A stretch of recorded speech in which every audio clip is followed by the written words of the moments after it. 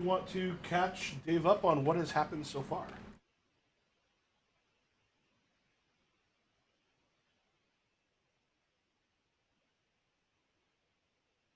Zoom in stuff, and then we zoom out. We Okay. screw pitches. Yeah. All right, so Just letting you know how the dice roll. Last time, Paul and I walked down a hill and fucked a bunch of cows. you ran down the hill. Right? No. We walked down and we fucked them all. Yeah. It was dramatic. It was dramatic. It was beautiful. You didn't watch the episodes on YouTube, did you? I haven't had time to even. Do okay. That, so no, I have not. I'll have to go back and catch up. Yeah, do you want to kind of fill them in on what has happened so far, and then we can actually kind of take a look a little bit at a little bit in the family phase, and then zoom into the first session. See, the first session, I ended up going to look for someone from my faction that was missing. It turned out that they had hooked up with someone from Mikey's faction that they didn't know yet was missing. We figured out where they were, found this old military or like weapons factory that still had some automated robot defenses, fucked them up, liberated the weapons. My faction kind of took it over to study it and inventory it. Mikey's faction got, as part of the little treaty there, got access to a ruin that we found on the way, found some cool stuff there. Second session, a rival merchant company tried to take over one of Mikey's outposts. We said, no, fuck that. That's not going to happen. It turns out it didn't happen. And I also revealed that I had made the decision that my character was dying of cancer, and like nobody knew. His personal advisors knew, and he confided it to one guy and then killed him. After all the Doc Holliday like inferences there, I ended up watching Tombstone that night. You're welcome. I have not seen Tombstone. Ever? I should see it. Oh man, that is up there. That is like probably in my top 3 or 4 movies of just rewatchability and quotability. Oh, and quotability. And, well, aren't you a daisy? Yeah. I saw the Powers Booth gif with goes, well. Yeah. Hi. I'm like, yeah. What's that from? I think that's Tombstone, isn't it? Yeah, it's Tombstone. Because I remember when I looked it up, I'm like, I've got to see it. Seems my hypocrisy knows no bounds. Is Billy Bob Thornton's role when he was the dealer, that was improvised, right? Yeah, that wasn't even scripted. Yeah. It's like playing cards with my brother's kids. Back that queen again, I'll blow you off that Wildcat's ass. Seems my hypocrisy knows no bounds. So look, there is no doubt that the Kevin Costner Wyatt Earp was more historically accurate. Yeah, but not as entertaining. It also took almost as long to watch as the actual history. Yeah. Man, Wyatt Bailey, are we cross? Oh man, I couldn't bear it if we weren't friends. No, the Kevin Costner one took longer to watch than the movie was long. Like that's just how. Like I said, it felt like you were actually watching the history in real time. Oh, this is a 2-hour film that started half my life ago. It started in the 1800s. Because the thing is, like in reality, there were something like 11 Earps, like children. We don't need to see all of them in one movie. You really don't. If you happen to see, I think it was called High Rise, with Tom Hiddleston. No. So a friend wanted to do a book club, and this was back when high rises were just starting to become a thing. And then it's supposed to, like, I read through part of the book, but I couldn't get all the way through it, just because I was busy. It was, wait, back when they were first starting to make skyscrapers? Well, especially a high-rise apartment complex. Okay. And the sort of like part of the thing was like in this high-rise, it was almost set up so that people could live in the apartment complex, like for everything. Like you wouldn't actually have to ever leave. Like mini arcologies. Yeah, kind of. The movie itself, we went to go see it at the Art Theater here, and if it weren't for the fact that I was with 4 other people, I'd have left. Because I'm sitting here and I was squirming in my seat because it was just the longest and most boring. At one point, I'm like, okay, how'd these people get here? Why is she naked? What? Tom Wasn't she Hiddleston, okay. downstairs? And all this stuff is going on, and like I looked at my phone after it was done. I fully expected it to be more than 3 hours. And it's an hour and a half. I remember like, God, it's got to be close to midnight because we went around at 9 o'clock, and I'm got to be close to midnight. And I open my phone, it's like 10:30. I'm like, no, like that was not an hour and a half. Like, nope, that's how long it was. I'm like, you are a fucking liar. You didn't make fun of it? Like I would have been out loud, like Oh at that yeah. halfway point. Probably I could look mocking. over. One friend was clearly into it. I had a group And- of friends that. Oh, And we're at a theater. The only time I've ever like, outside of when we hosted the room, that's the only other time I've made fun of a movie theater in the movie in the theater was The Happening, because the whole crowd just gave up at one point and started laughing. We're not, and like, have you seen it? Yeah. Okay, Yeah. when the guy walks over to the lawnmower and the lawnmower just sort of does a half circle, like the automatic lawnmower just does a half circle and then comes in his head, I literally just go, "Oh, show it! Show it! Show it!" And the audience went crazy. I'm like, I normally I'd feel bad. I would never do that in a movie theater, but that Loves you. Did you ever I had see the movie Public Enemies? Yeah, the Johnny Depp. I did not. one. Yeah.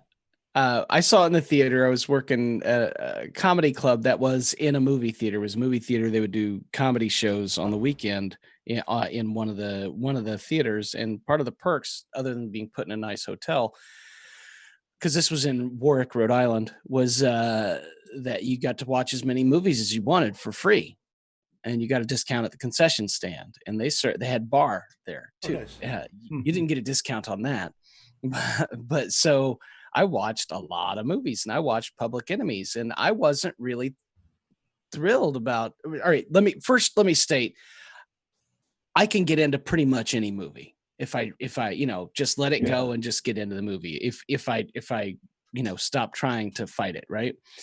There was a guy who started off pissing me off so bad. It was an older gentleman. He might have been had some mental challenges going on. He looked like he may have been homeless. I'm not sure. But he was talking out loud, sitting next to no one, talking out loud to the movie. And at first it was annoying, but it ended up being far more entertaining than the rest of the movie. Because we're like trying to watch the movie, and then we realize like he's better than the fucking movie. He's like, "Oh, girl, I would not trust him. That motherfucker's gonna use you." Jesus. I watched Like- the first Scream movie in the theater with a group of friends, and it just the crowd was just not into it, and we wound up being. It sounds like something from like that Reddit, the subreddit That Happened, but I mean, at the end of the movie, we had people coming up and thanking us for making it an enjoyable experience. Wow. Well, I love Scream. I don't know. That's weird. we for our theater stuff, we used to have this couple that was ancient who would show up and sit in the front row and could barely hear. They would always sort of say something at some point, just like asking a question. But when I did Circle Mirror Transformation, after one of the characters pulls a truth out of a thing, they do like a theater game at one point where they put like well, I'll put one fact about ourselves in and reveal it. And when the first person who pulls one out goes, "I think I was molested as a child," and then it was like it got real heavy in the room, and then you just hear, "What did she say?" She said, "I think he was molested as a child."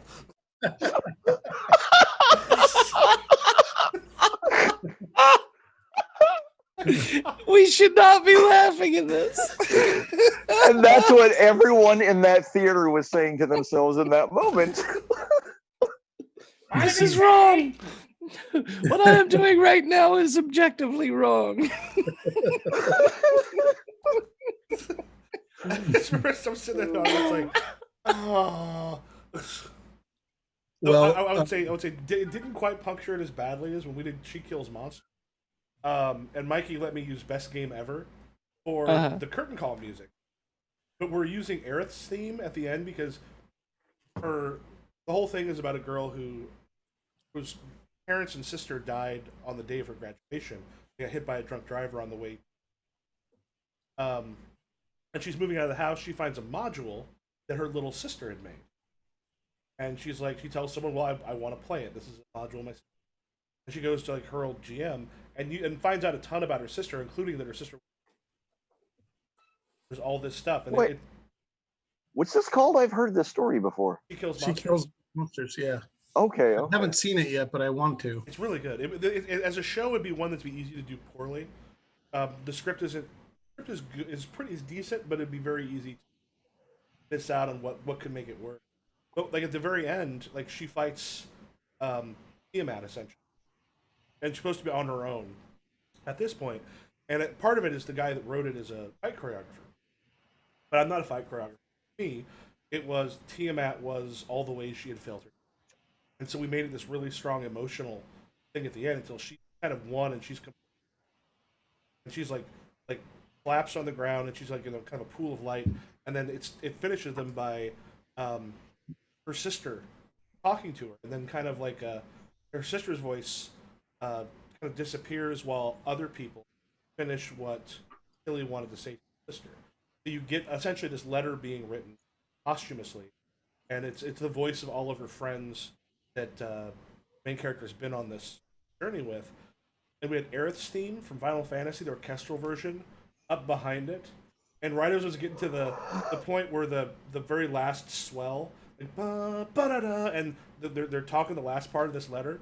Opening night, it's this thing where like, the audience is crying, everything is really sad, and then the fucking guy in the booth hit the thing ready. It's like, and that was the best game ever.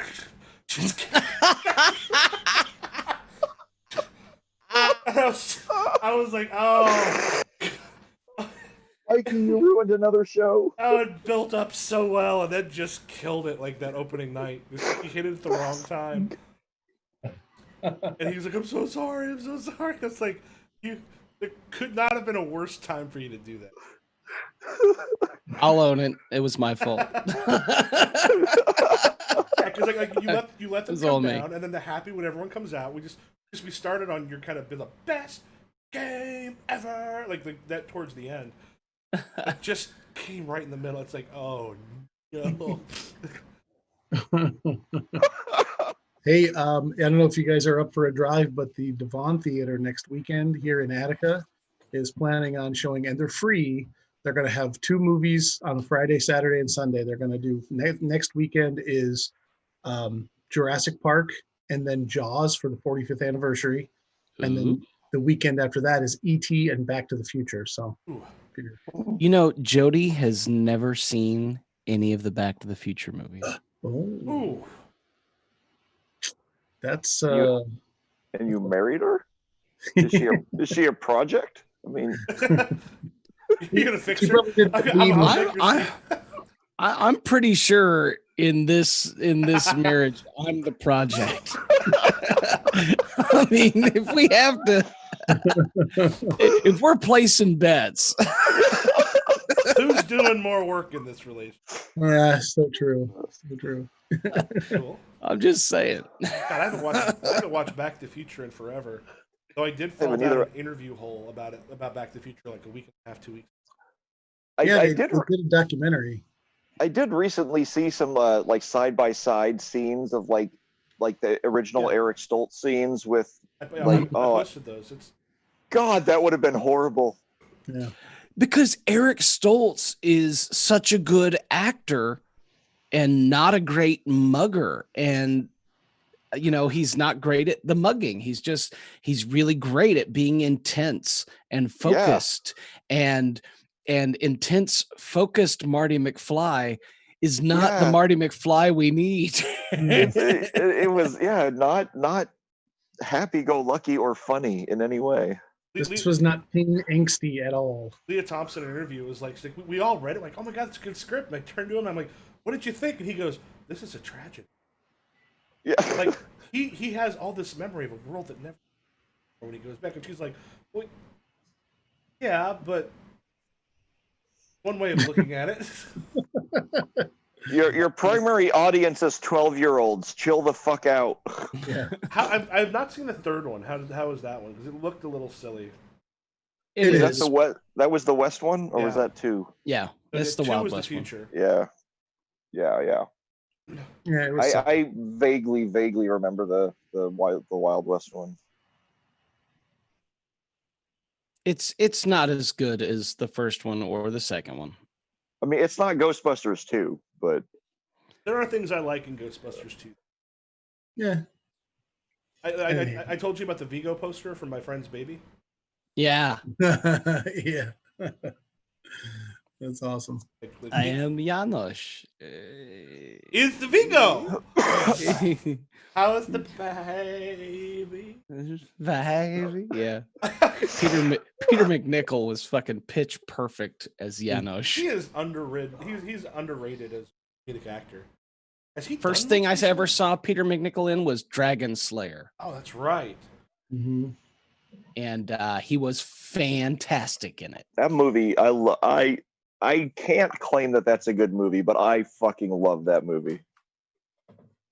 That's But Dragon Slayer, for the time, it was a great fantasy movie. It was fun. Yeah. Oh yeah. But Have you ever seen Iron Master? no, Oh, it was like early 80s, like just bad fantasy, but so good. It's this tribe of cavemen, and like one of them gets banished from his tribe as this volcano is going off. And there's this little fissure in the ground that's like the perfect shape of a sword, and this lava, like the apparently like iron lava, just flows into it and creates this perfect sword. And he comes back and like conquers all the tribes, and then this other guy has to like fight him off and save every. Oh, it's so bad and so great. Everybody has one of those they love. Well, let us take a quick look. We'll take a look at like the family moves. We kind of zoomed out. oh sure, yeah. Sorry, we got sidetracked. Yeah, we're gonna have it zoomed out here. So what I figure we can do here today is see kind of what their families are doing. You'll be able to see a little bit of that, Dave. And then we'll be able to zoom in on you and kind of explore a little bit about yours, since we have not had a chance to meet any of your folk yet. Okay. So for the Cobalt Star or the Preservers, are there anything? Oops. Anything that you are wanting to do? I'm happy to find my my PDFs real quick. That is incorrect. Jeez, Pete, what did I do with these?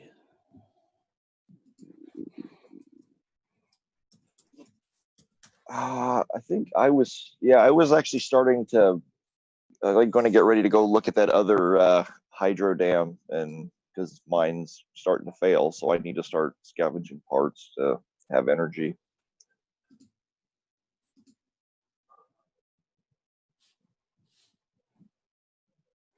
Okay. Yeah, you're getting some folk out there to head out and take care of it. We'll go with the We start taking an inventory of the parts we can scavenge and bring back to our dam. Yeah, Painter kind of tells you, he's like, the place we're going could be far enough up there that it's a bit dangerous. We want to send a crew with them, make sure they're going to be safe. Yeah, definitely.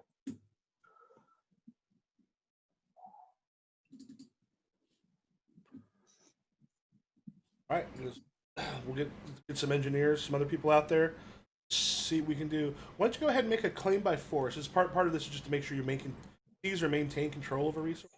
This is to get up there without like either being attacked or other people coming in, because you are in an area that's up in an area where you've got like bandits and others sometimes go.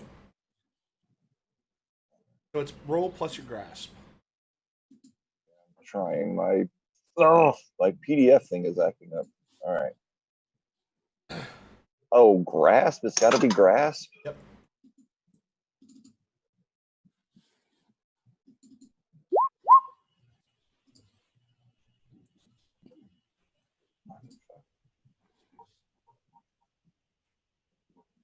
4. That's All right. So when we get news of their death, What would you roll?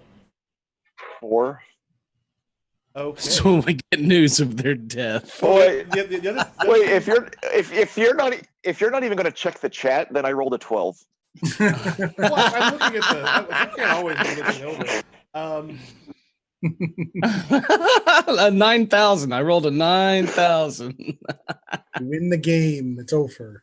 I'm gonna check because I'm trying to remember. I think there's or is that just in a character move? I want to make sure I'm not thinking of a different game or a different system, but I'm pretty sure there's one here where you can actually call on someone else and bring something up. The next level. I thought it was this. Yeah, I did that. There is a thing for that. I don't know if it just applies to zoomed in or if it also can apply to family moves. Because role play wise, when he said sending out a crew, I was actually going to say like, possibly getting some mercenaries or even, reaching out to one of our ally groups or quasi ally groups.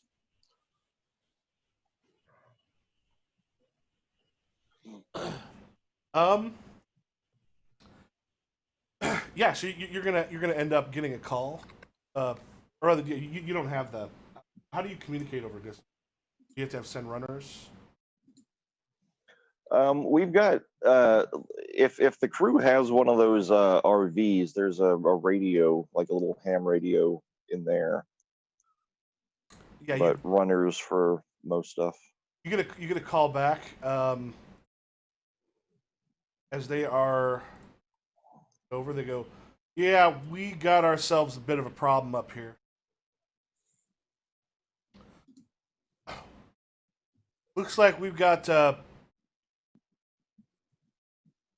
of the brigands, not a ton of them, but Rum and a few of the other ones have set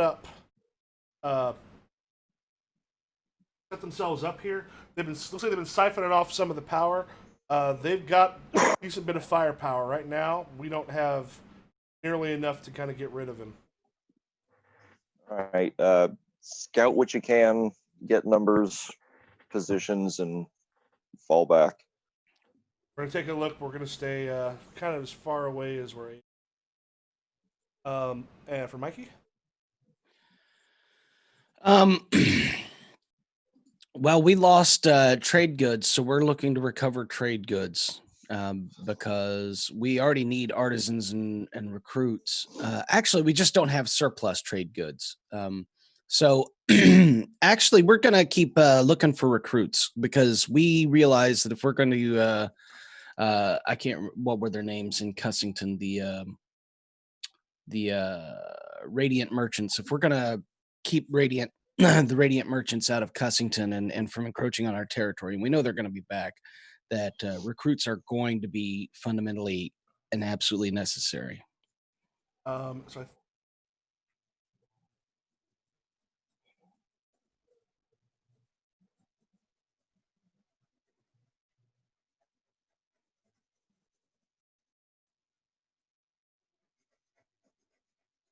yeah, so it looks like you get a couple of the, and actually let's we can kind of do a little bit with this. We want to pull the council in. So for your Ebb, some of the council that we have for the Cobalt Star includes Darla and Karla. And how about Foster? 3 of us can kind of play. Paul or David, you want Darla or Karla? I don't know what that means. Just they're 2 of the higher ups that are in the Cobalt Star. Basically, this would be part of the council that Ebb brings together. Like this is one that Ebb would even be able to kind of catch you up on what happened at the previous one. Why you might need recruits, we can kind of play this out. Okay. All right, I'm thinking Darla and Karla are like Ed and Larry from West Wing. They look nothing alike, but everyone confuses their names. Darla and Karla. That's just what they call Karla. He's like, my name is Karla. All right, so Okay. I'll be Foster. I'll take Darla. And I'm Carlo or whatever. Was it Carlo? Karla. Carlaw. Right, Ebb. After what happened in Cussington, what you thinking? The Radiant merchants are going to move in on our territory. It's a foregone conclusion they will not forgive easily the defeat they suffered at our hands. What's to forgive? They fucking got what they deserve. I agree, but small minds. They will take it as. You want to fill Carlisle in what happened there? I'm a little fuzzy on it myself. We went down. I got word from Hatchet that they'd taken all of our people in Cussington prisoner. They were holding them in the former bank, now jail, erstwhile jail. We went and recruited all available people, which weren't many. I called in a favor. Who was the old guy? Who was the guy you played, Paul, last week? Franco. I was able to get a hold of Franco, who had fallen out of favor with us, and I gave him a chance at redemption. He pulled in some mercenary friends of his, and we liberated our people, eliminated their overseer completely, and sent them packing with the law and the people of Cussington firmly on our side. It was business as usual. I'm like you did the right thing. Oh, I'm certain we did. The problem is that inevitably someone's going to see it as a personal slight or perhaps even a wrong. They seem to view Cussington as their birthright. You understand we must protect what is ours. We must recruit new blood. Sounds like a good plan to me.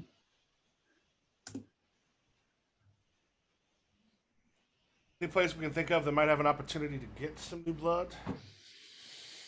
Not exactly a show of force. It doesn't appear that our pickings are limited. Now, there's a possibility of picking up some stray hangers-on at the Carnival de Bosch. The redemption is right out. The brigands, perhaps. There's also going to be lots of other factions. Yet some of the things we can do in some of these, place them. So if like someone were to make up like one of them, like this might be a possibility to go to, and then town names or something, we can start dropping more. There are freeholders out toward the lake near the on the we'll say it's in G10. Freeholders out by the lake, not far from St. Matthew's Penitentiary. Now, perhaps they can be persuaded, at least some of the more worthy ones.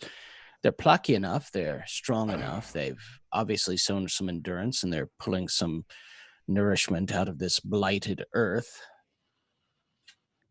As you do. What about them?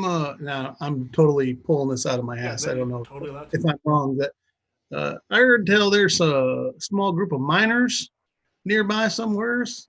I don't have all the exact details, but they seem like they might be a hardy crew. Like, they're digging all the time, pretty strong, swarthy people.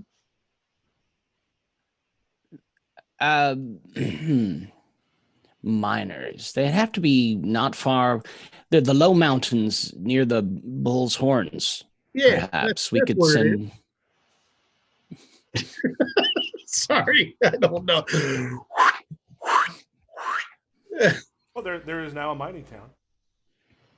Not far Yeah, that's what I was talking about. Yeah, that's it. Also might be able to find some artisans there.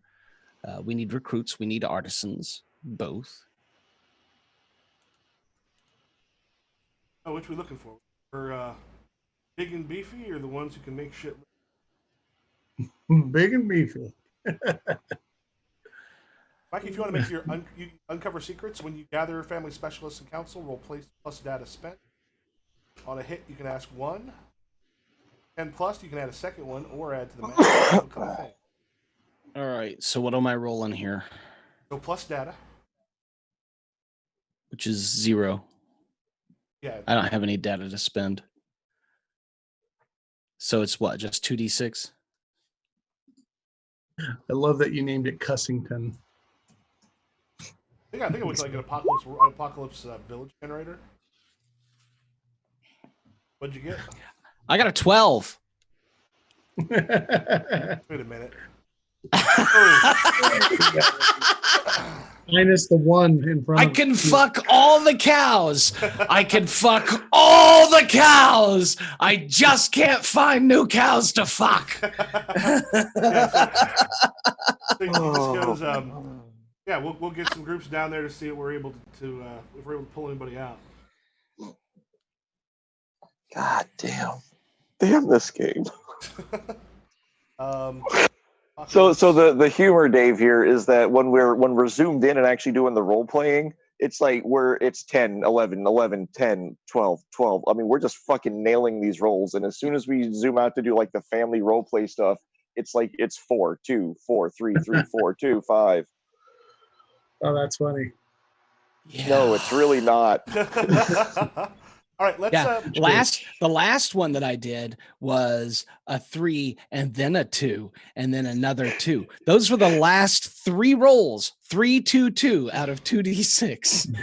And one of them had a +1. Yeah. Ooh. But then if you scroll above that, it's like 7, 12, 12, 7, 11. So Dave, we can kind of hit the red-handed justice. Remind us about your character. It's been All right. Well, we're a hardy group of lawmakers, lawgivers. Our family, we kind of settled in the area, and we're well known, and kind of they default to our judgment in most of the matters. We have a very strict moral code.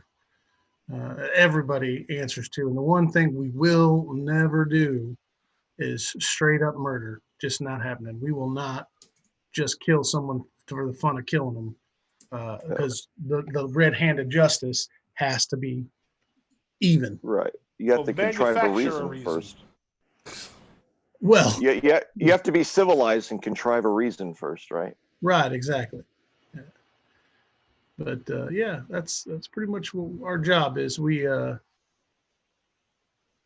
looking to try to keep some sort of semblance of law and order, and we also will we'll go after a bounty here and there. We don't mind tracking down some lawbreakers from other areas and drag them back to justice. And literally, I'm saying we drag them. Not enough to kill them, just take a fight out of them. So is this something that Paul, might the preservers try to contact red-handed justice for help getting the brigands out of the? We might see if they're willing. I mean, we don't have a legal claim, but our electricity does help more than just us, so it is for the greater good. That might not be a bad idea to get a hold of. What's your character's name again, Dave? My individual character. Let me go. It's Joran Swath. So is the brigands their name, or is that their occupation? Brigands are actually what it's a larger group. Like what you have here is one of the scouting party kind of off stuff. It's a larger group. It's a kind of like a large gang that by itself is big enough to cause a lot of problems. We like taking down brigands. Just saying. So how might you contact? Might someone to go? You could talk to them personally, or would you send someone to? I think more likely we would probably just send Cam out to the gallows to plead our case.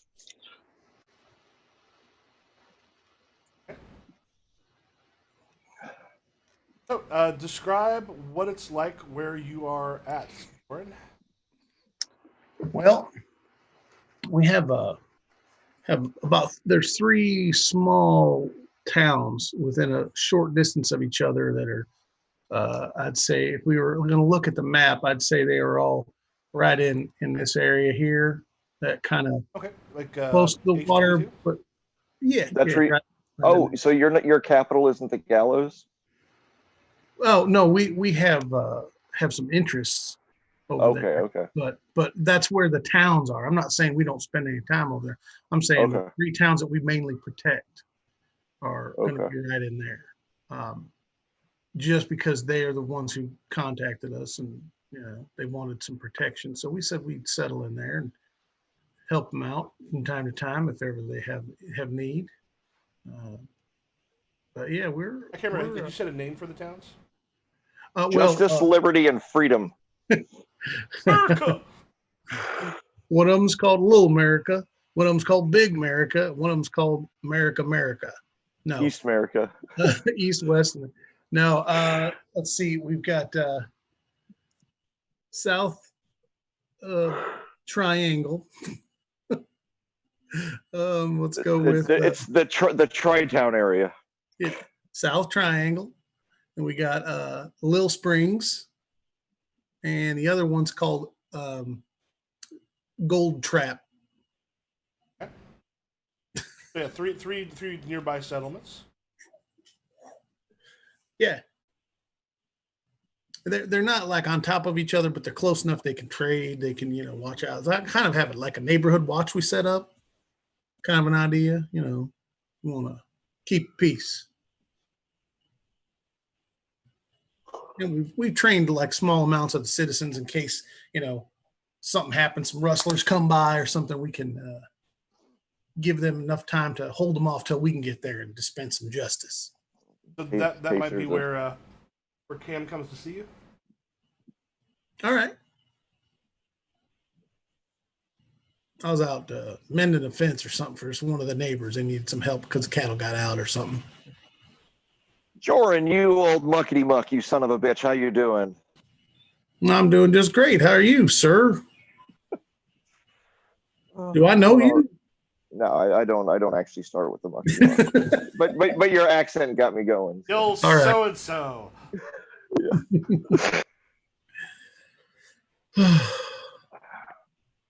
Mr. Joran, my name's Cam. I represent the. Wait, shit. What's my real name? Our real name? The Safeguard Project, the DSP, and we wanted to talk to the Lawgivers about maybe getting some help with some brigands up north. Oh, you coming to the Red Hand to help with some brigands, eh? That's what we're looking for, yes, sir. All right. Well, I'm always down for whipping up some brigands because they usually need it real good. But let me ask first, what's in it for the Red Hand? What would the Red Hand like to be in it? Well, of course, we want credit for taking down these brigands. All yours. We also, these 3 towns we protect here. See, money's been kind of tight. Things are not good, and we're having trouble with the fresh water. These lakes that surround us, they're great and all, but seem to just be troublesome lately. Wonder if you might be able to help us figure out how not only to maybe clean up this water a little bit, but also we have this intermittent power outages that are just they're troublesome for these people. I wonder if you might be able to help us maybe take care of that issue. Well, that's the reason that we're having issues with the brigands right now is we're trying to deal with some power issues of our own. We can definitely help you with some irrigation, maybe even some well digging. But once we get our power situation squared away, we have no problem sharing with the rest of the region as we can. All right, we'll put her there, pal. It sounds like, at the very least, it sounds like you're going to get one treaty on. Okay. Let me see. I got to go back to that. That's not character mode. That's family mode, right? Actually, you want to keep that up for a moment because here they are going to be creating some quick characters to help you go in and take a look. These will be people in your family.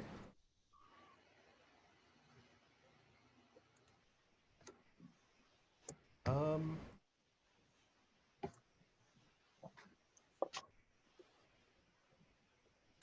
create 2 character things.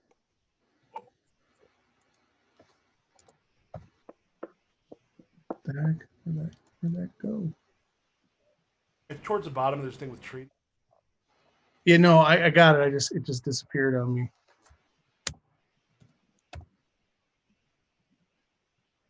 Now I have 2 treaties on the preservers. And who the hell are the shadows? Shadows is a town. Okay. Oh, right. Yep. Okay. That's what we call it. We just call it 3 towns. Everyone No, knows the Shadows is a different town. That's one in No, I know. G16. We don't want to get confused with that other town, so we're just 3 towns. That's what everybody calls it. We're going down 3 towns. Which one? Don't know. We are 1 town better than 2 towns. Exactly. Down south. All right. So at this point, what's going to happen is they're each going to create a quick character that are part of your family. Mine? Yeah, like Mikey and Paul will both. Oh, okay. Okay. Cool. Is that unused Europe and this Litripa or whatever, Litripa? Yeah, they just kind of throw names in. If one of you wants to take one of those, so you'll have your character. Yeah, I'll be mine. I'll play my guy. All right. I'm going to be your Joran. I am going to be Which one are you using, Mikey? I haven't picked one yet. I just started making a quick character. Well, he meant there was 2 names up there. Their names. I was just going to make a name. All right. Where are the names? No, there's one on the actual the file. sheets. The sheet itself, Right. they put a random name on. So I grabbed the sheet for you, Nagi. I had already started one called Mikey Quick Character 2. Okay. Or are you able to create your own sheet? I hit add. Okay. That'll actually make that stuff a lot easier. Yeah. So I already started mine, and his name is going to be Eulogy. Yeah. It'll be Yunugi or whatever his name is, but Yunuge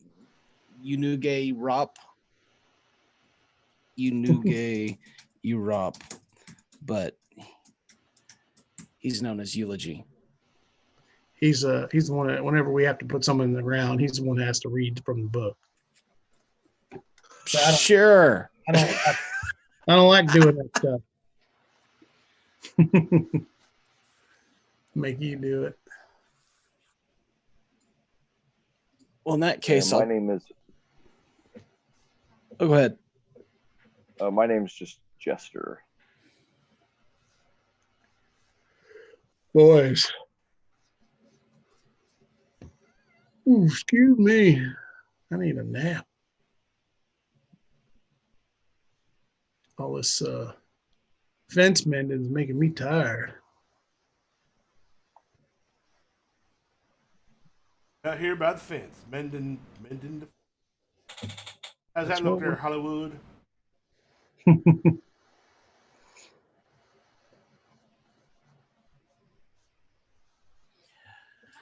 All right, so now is this when we zoom in, or like what's happening now? So here in a moment we're going to zoom in. Like, and you'll have your character. They're going to end up taking, one of your family's quick move. Mm-hmm. They're going to grab. They'll each choose one of those, and they're going to create these 2 characters.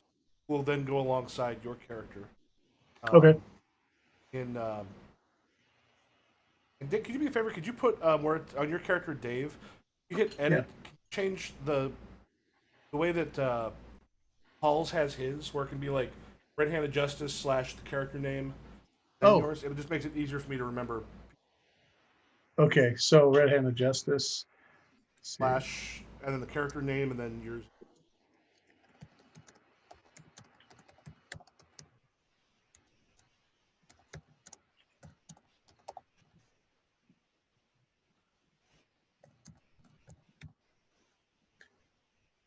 Like that, like so?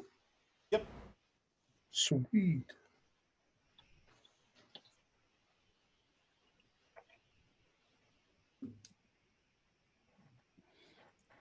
Oh. I'm gonna fix it. It's gonna drive me crazy if it's not like everybody else's.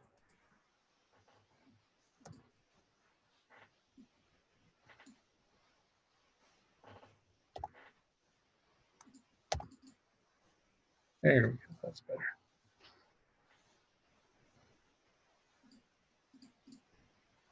Dang it. What did I do? I did something. Something there. Oh, that's what I did.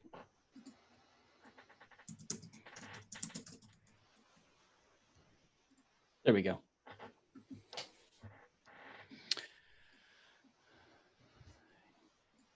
Gear.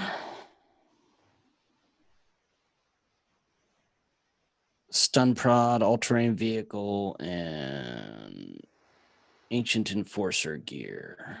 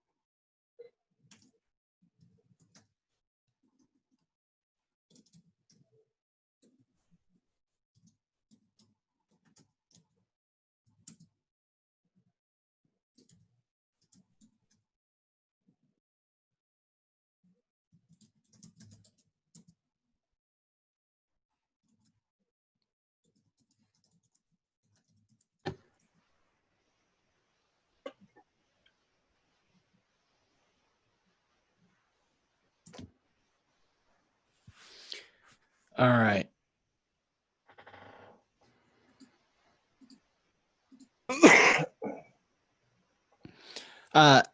Joran. Yeah. I don't know if this counts. It says sibling, child, cousin, aunt, rival, protege, or peer of the family's main character. And since you're the main character, which one do you want me to be? A sibling, a child, a cousin, an aunt, a rival, a protege, or a peer? I got lots of cousins. There you go. I'm your cousin. Remind me, Cousin. you're my cousin, but did we make out at the reunion a couple years ago? I sure hope so. Well, we are cousins. All right. So I have Eulogy is an outsider. Says you have strange abilities. Pick a stat. You can take one harm to roll it with advantage. Describe how side effects twist the area or your body. So do I have to pick that now?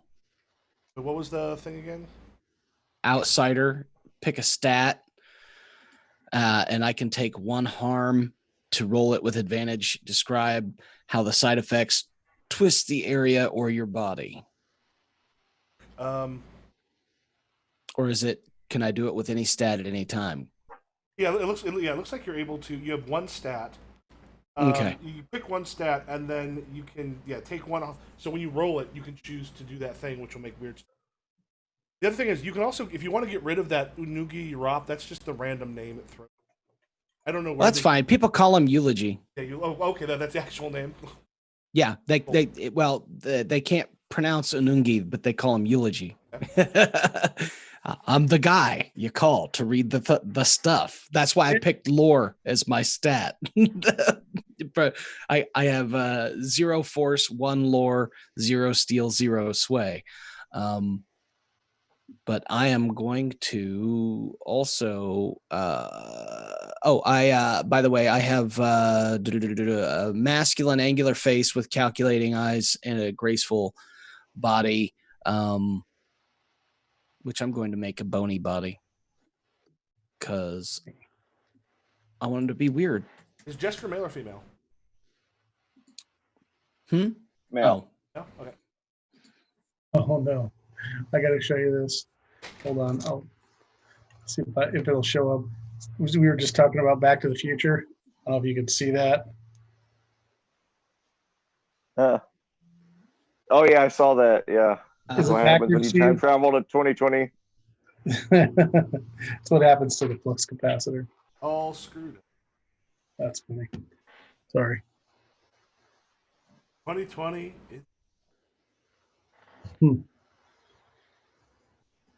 Although it's weird, it's already June. It feels like it's flown by. Well, it flown by, but then also gone weirdly slow, and like Yeah. things that happened like a week ago feel like it was forever ago.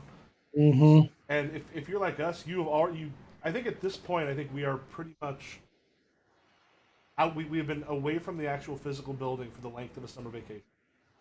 Yeah. Yeah. Usually about 2.5 months. And that was March 12th, I think. Yep. 12th, maybe, yeah, maybe a little bit past what would be a summer vacation. Normally I would be back in the amount of time I would have been out of the building. Yeah. It's Yeah. crazy. All right, Paul, your character, did you have your choices done yet? Yeah, I'm finishing them up now.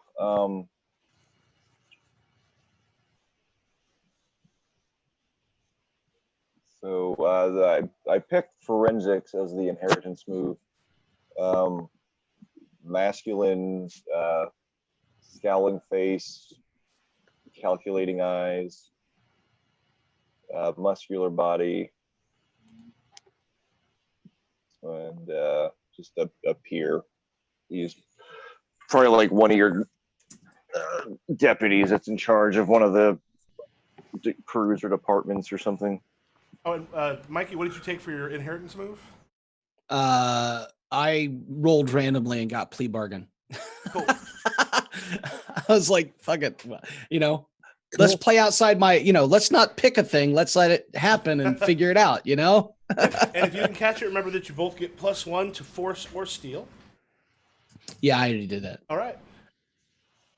And I believe there's, I'm going to, Dave, check your character real quick.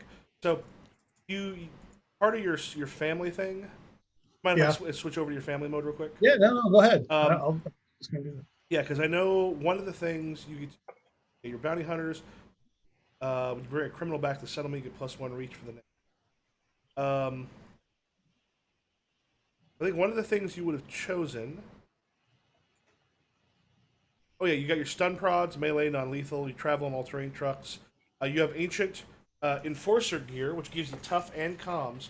But yeah, you as of right now, you don't kind of walk around. You don't have like larger groups. Your groups tend to be relatively small a lot of the time. Mm-hmm. All right, but it's the three of you.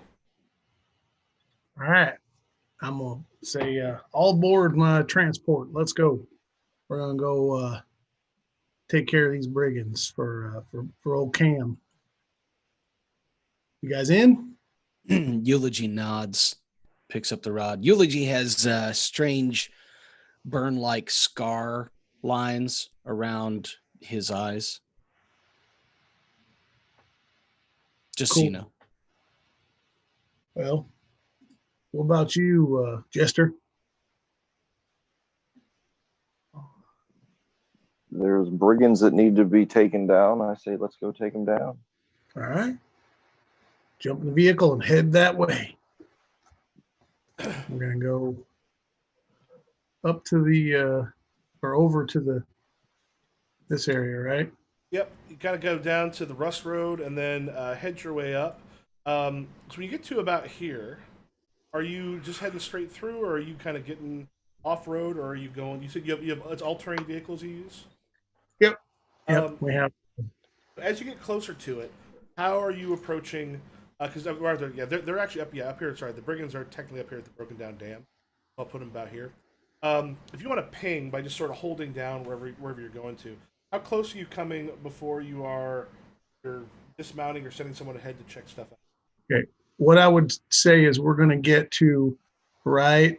It's hard to know. Like right before we would cross into the dam area, and we're going to cover up our vehicle and go in on foot. So go through there and cover up your vehicles. Oh, yeah, the zoomed in. That's one we forgot to look at. When you zoom in, yeah, what they're there to do. You also will get the equipment. So it's the tough armor. So it negates disadvantages stemming from physical impacts, hail, landslide, suppressing fire, etc. And you get +1 armor when these deal harm to you. So physical, Okay. yeah, physical. If it's something physical hitting you, you're gonna get +1 armor when you're attacked with what he's got, and then you've got stun prods, Yep. melee, I think non-lethal, so you can use that to help take people out. So as you kind of get over, I'm gonna just draw a quick thing on the bottom right. So as you get down that area,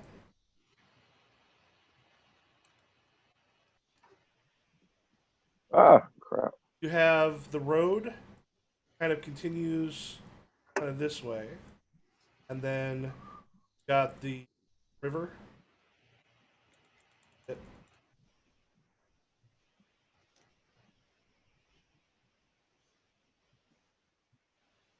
River. I'm not an artist, but on sort of the opposite side, what you've got,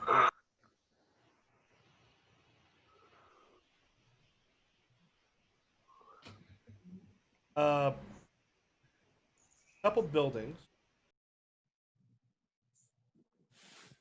So we're like here. Yeah, probably a little bit, just a little bit further away. Damn it.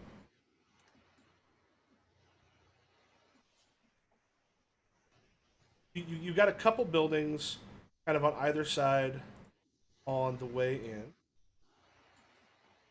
You have a small encampment set up. So, like, there, as you kind of look down on it, that has clearly been sort of taken over. There's people and such in there. Got, like, a small outdoor camp and such with fire and up stuff there. And then as you get further down the road, that's where you start to get to, like, oh, whoops.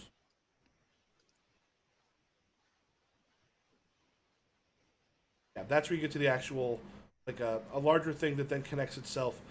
Dam. So there's a stream that sort of goes by, and then you've got a bigger river, the one that it's actually care of, sort of beyond it. And then you've got folks sort of out and about down here. Some of them seem to be coming out of those buildings.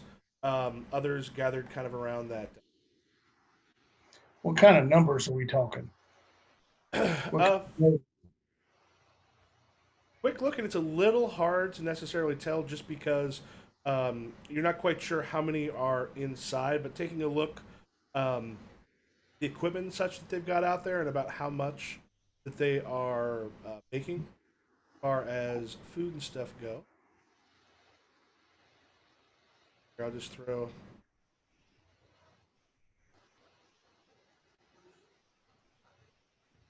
Yeah, these are more fantasy type stuff, so ignore the actual thing that's on it.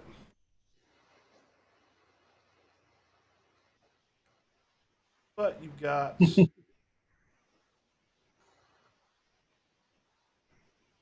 sort of 4 people around there, and one kind of on the top of the building there, keeping an eye out, and you've got a few more kind of shuttling back and forth. Chances are there's a couple more inside those buildings. okay. One of the things it looks like you see some wires and such coming out. Looks like they may have tied up some of the stuff to the generators there to pull off some power. Okay. All right. How big is the building right here with this gentleman on top? Yeah, so those two are about 3-story buildings, but Okay. they're fairly small, like the size of kind of a big house. Okay.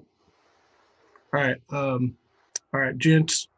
The plan is we got to try to get across the river and try to scale this house here on the right-hand side so we can get that some bitch up on the top, take him down first, because he doesn't go, the rest are going to get warned. Paul, what is your character? He is. I didn't really pick one, but I'm thinking. Yeah, you have to Probably. pick one. Oh, I know, but agent. I was going to just snap decide when the moment came. So yeah, agent. So say a name of narrow field in your expert. So tracking. How far away are we from this place? Where can they see us? Obviously, you're able to get into a way. You're in a place where they're not able to see. Kind of stop far. All right. I see Jester. Climb out, sneak around the back. We distract while Jester climbs building. Head out towards the building. So, you and I want to go around this way. Come over here, make a distraction. We come up road. Oh, road.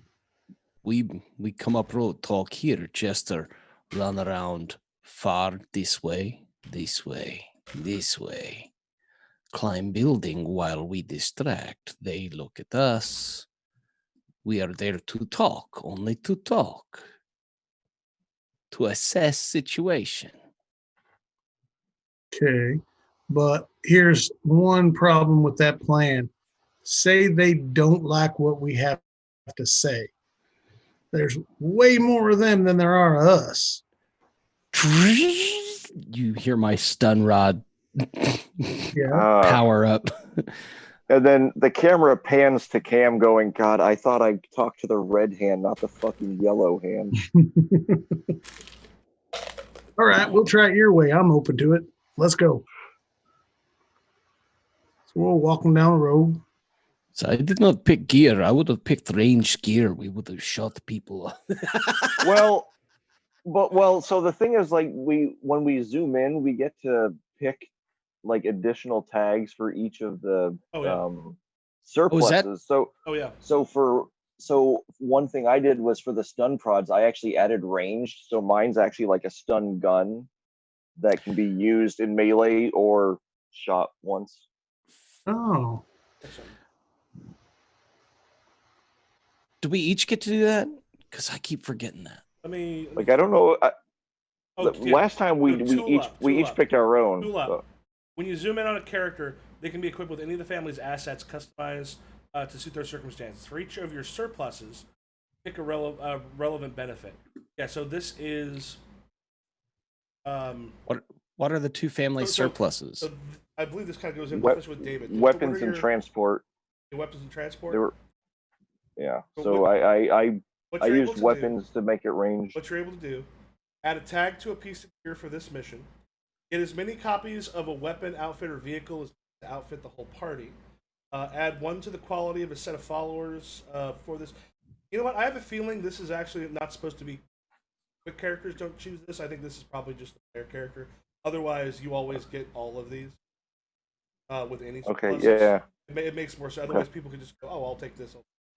So yeah, Dave, you get to choose on the tool up move. Okay. You can add one to the quality of a set of followers for this mission, or get a new set with one quality, appropriate specialty, or get Scout's report worth 1 data.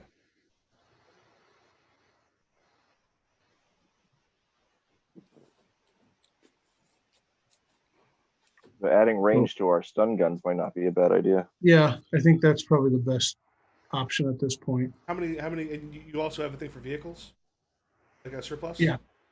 Yeah. So if you want, you could get something with the vehicles. Okay. Well, the vehicle. And tags are on like page 80 of the legacy handouts for the web. Oh, I don't have that up. Mortar turrets on the Humvees. Is that a thing? Well, there are turrets. You can put a ranged weapon mounted on the vehicle, gains the area tag, and can be controlled by the pilot. Sweet. Okay, well, let's do that then. I got the control for that. Since I'm the driver. Okay, cool. Excellent. All right, so we're going to stop right about here and go while Jester's coming around here to climb up and take that guy out. Does anything change with the fact that you now each have, or rather, so the thing is, who did you give the range to? Because you didn't choose the one to outfit everybody with it. Because one person will have ranged, and you'll have So Mikey, and you'll have the mortar on the the vehicle. vehicle. Yeah. All right. Well, then Jester's going to go around this way. And then Eulogy's coming around this way with his range. Jester's going to right in the middle. climb up, right? And then you're going to come in from the center. We're going to give a certain count for Jester to get up. I And Dave's out. We do want to make sure, since Dave's the one that's his character right now. Yeah, If that's what you want to end up doing. that's exactly what I was going to suggest, because I'm going to come in the center and cause the distraction and try to do the negotiating, since that's supposed to be my job anyway. Okay. And see if we can't get these guys out of here peacefully before we need to do any of that other stuff. And so it sounded like Eulogy and Jester were both going on opposite sides. Yep, flanking, and then Jester's main deal is to take this guy out first. The guy up on the roof or in the top of the building, whatever. So I'm going to come in the middle and call out, "Hello!" And you're walking. You're walking or driving in. Oh, I'm driving in. Okay. with a turret. Yeah. Hello. As you start to get close, as you start to get close, a couple of them come out and they've got like some old rifles that look like they have been kind of kit bashed together, sort of make themselves sort of fit. A couple of them come out and they kind of aim the guns at you. And you see Rum, one of the brigands, kind of come up behind and goes, kind of calls out fairly loud, "What brings the red-handed justice here?" Hey, well, I'm just here to talk to you all, fellas. We got some complaints that you're here illegally. You shouldn't be here. I didn't say anything funny. When I tell a joke, you'll know it, son. Now stand down, gather up your stuff, and get the hell out. Are you still in the vehicle? Yeah. Yeah. And then the turret goes. And he just goes. You see them sort of tense up. He goes, "Ain't no law in the world anymore, Joran. Best thing you can do is haul your ass back across the wasteland. Let us be here because we've taken it, and that what people takes, theirs." Now you're the one telling the joke, son. I wouldn't be here if it weren't necessary. See, you're leaving one way or the other. I'm going to leave right now, and I'll be back. And when I come back, y'all best not be here. Is that clear? Yeah, go ahead and make a diffuse roll. That's with roll plus force. You're doing intimidation or physical exertion. Let's see. Wait, where am I? Where's this at on the sheet? So on the character moves, the basic character moves. Okay. So if you've got the one for web, it's on page 77.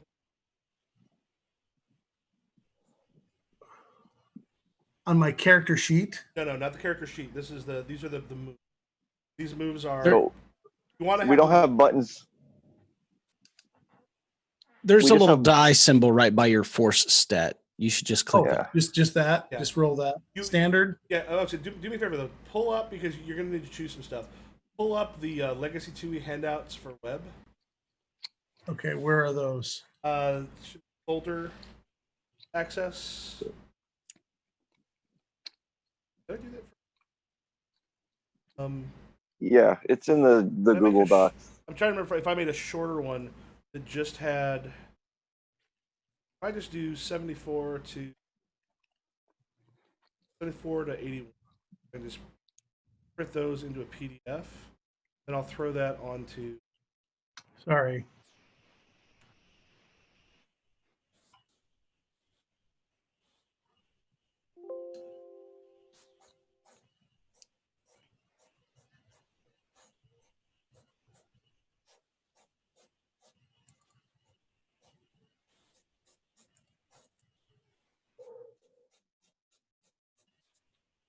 And I'm about to here in a moment. I'm going to throw into the Google Drive folder.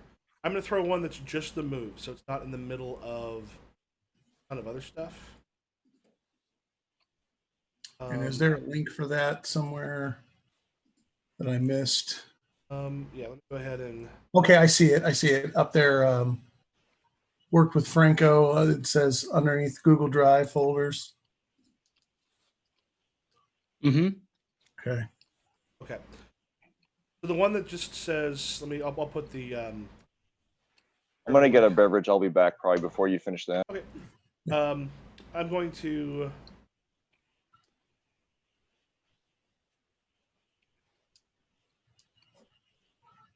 I'll throw a thing in there. One of them that just says moves. The only thing on that is the moves that you need, and it takes away all the rest of it, so you're not dealing with like a giant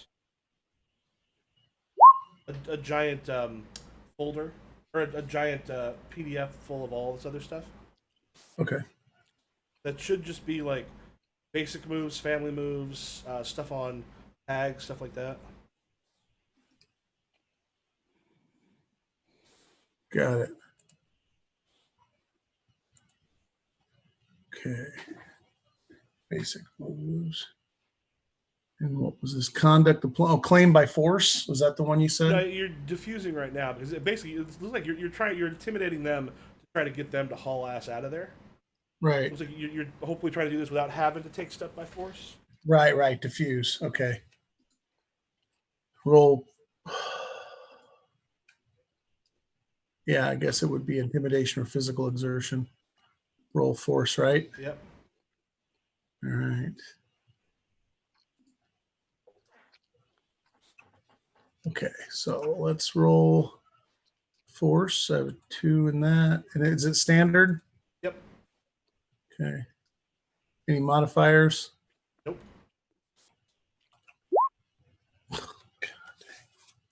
5. Right there. A 2 plus 1 plus. Geez. Yeah. Tell me about it.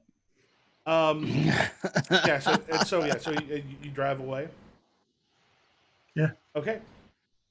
But I'm not like leaving. I'm just going across the river out of sight until I can see if, and because we have comms. Yep.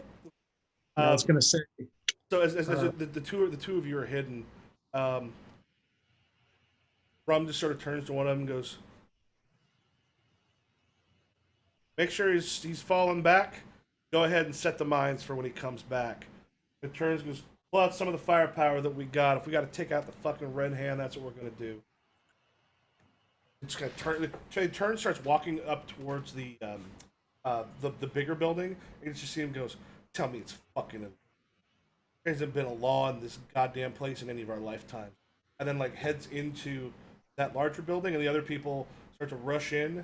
One is headed up the road. You kind of see if Jordan. yeah, if Joran is heading out away.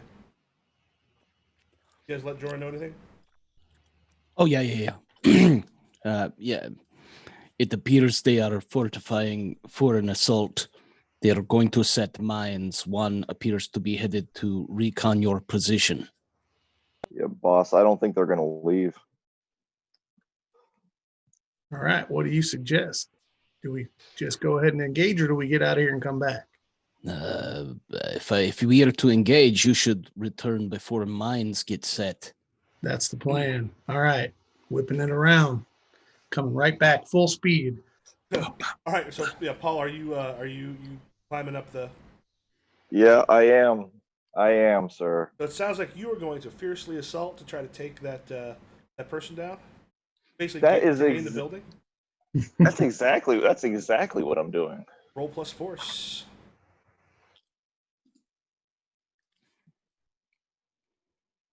All right. I'm having the problem where there it is. Okay.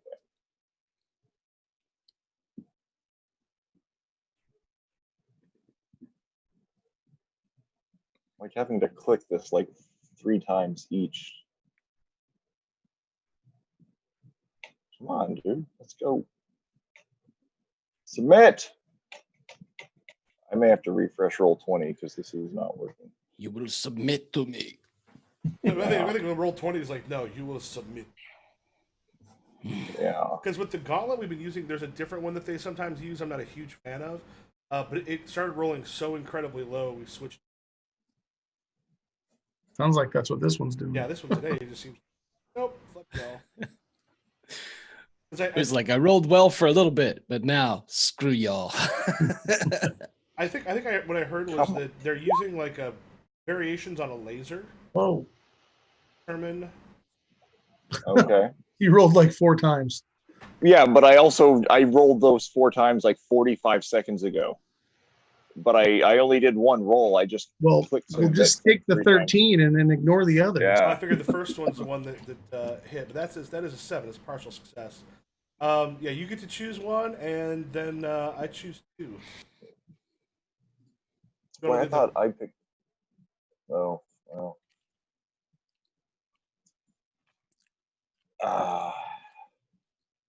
So since this is not our non-lethal weapons, is there a benefit to Savage Terrifying Harm, or So is he going to be knocked out? the big thing about Savage Terrifying Harm is you usually do that when you want to either kill someone way the fuck dead, but it's usually to get other people there to back off.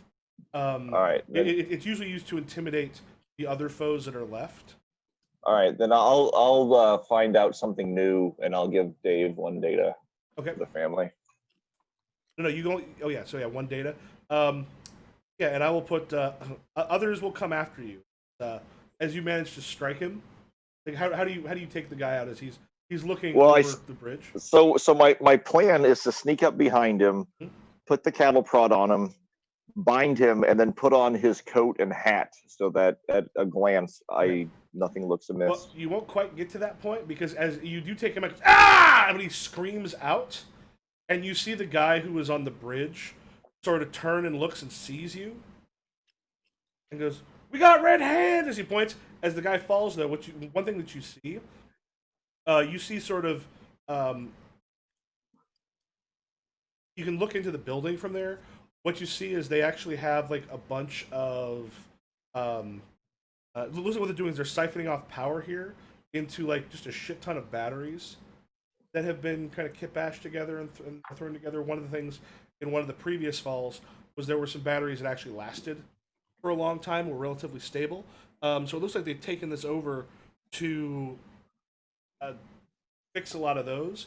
And you also see a list of times when the next caravan is expected to come, and it looks like y'all have about an hour in or out before the next caravan comes. Dave, if you want to put I think, remember if it goes to your character sheet or your family sheet, but you have add 1 data.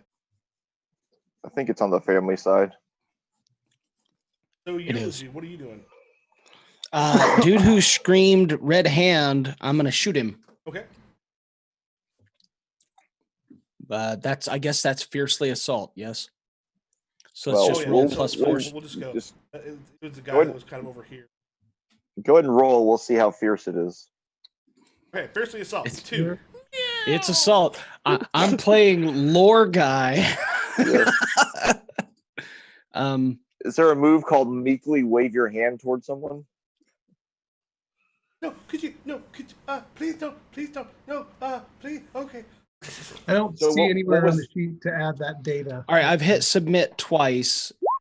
Yeah. What was the second one? The first one is 10. I got a 10. Woohoo! All right, yeah, you get to choose 2, and I'll choose 1. What was the Alright. second one you picked for me, Michael? Oh, others will come after you. So basically, he made noise. That was the. Oh, that's right. I chose 2. Oh yeah, so I got to choose 2.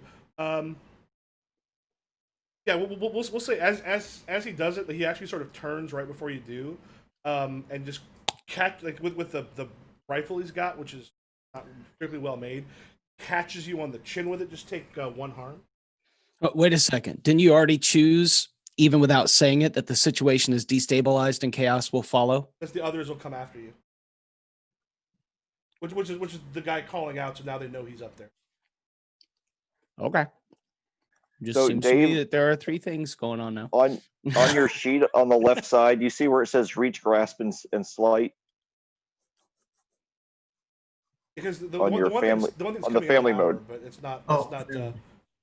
Okay. stabilizing here. It just means he basically sees Yeah. here when the things are supposed to show up. Oh, data tech. Okay, got one data. Not, Yep. not immediate problem. Got it. Okay, cool. All All right, so right. there's a guy here, Mhm. and then I'm coming back up the road. I'm just blasting. Yeah. So, Mikey, what did you choose? I want to I want to scavenge a device. Okay. And I want my avenue of escape to be clear. Yeah. No, well, screw it. Take another data, Dave. Okay. That's Yeah. what we'll do. yeah, I'll find out new info and There's a portion of that building that has been like part of it has been demolished, like on one side, and it actually gets you in a good place for cover. It also gives you a really nice place to just sort of like set it down to like get a good steady shot. Yeah. You also notice that around it you have some of the devices and such that they have found. So this particular device, what you want to do is make a little bit of thing with it. It is about it's sort of smooth metal. It's about this big. About this big, and it's got a thing in the top that presses down, and you see that there's a number of holes around the edge. Mines. So one of the things you can do is and this may or may not be the mines, because what you can do is if you use the or I think it's a base. It's a pasta extruder. Yeah. Bread. If you unleash power, so if you decide to unleash it, you basically can say, okay, from how you described it, this is what I'm going to try to do. Then you make a roll to see if that's what it does. Okay. And it can be traded in for tech when you. Yeah. So as you kind of shock him, it sort of hits. For the one, I'll choose.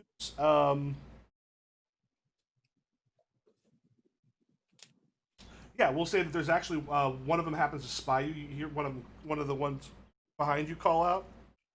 Your position has also been seen. Dave? Okay, I've turned around and started driving back into the compound, and the guy who's here putting the mines out, I'm taking him out. Or is he gone? Oh, that was one that went Shoot the mine. on you. One has popped up this way. Are you taking him out by just running him over, or are you? Yeah, You're going to shoot him as you drive I was going to shoot him as I drove. over him. I also love the idea of the guy who's on the road, like turns around looking, gets shocked, and then like as he's getting shocked, the car just comes back over and just bumps and like hits him and makes him fly off, maybe into the river. Yeah. Say if you time it right, you can do both. Shoot him and run him over. That's the So plan. it looks like altogether, are you trying to sort of take the whole area here by force by using the mortar, or are you just? Yeah. Okay. Yeah, I'm going to mortar that area. Yeah. So go ahead and make your assault.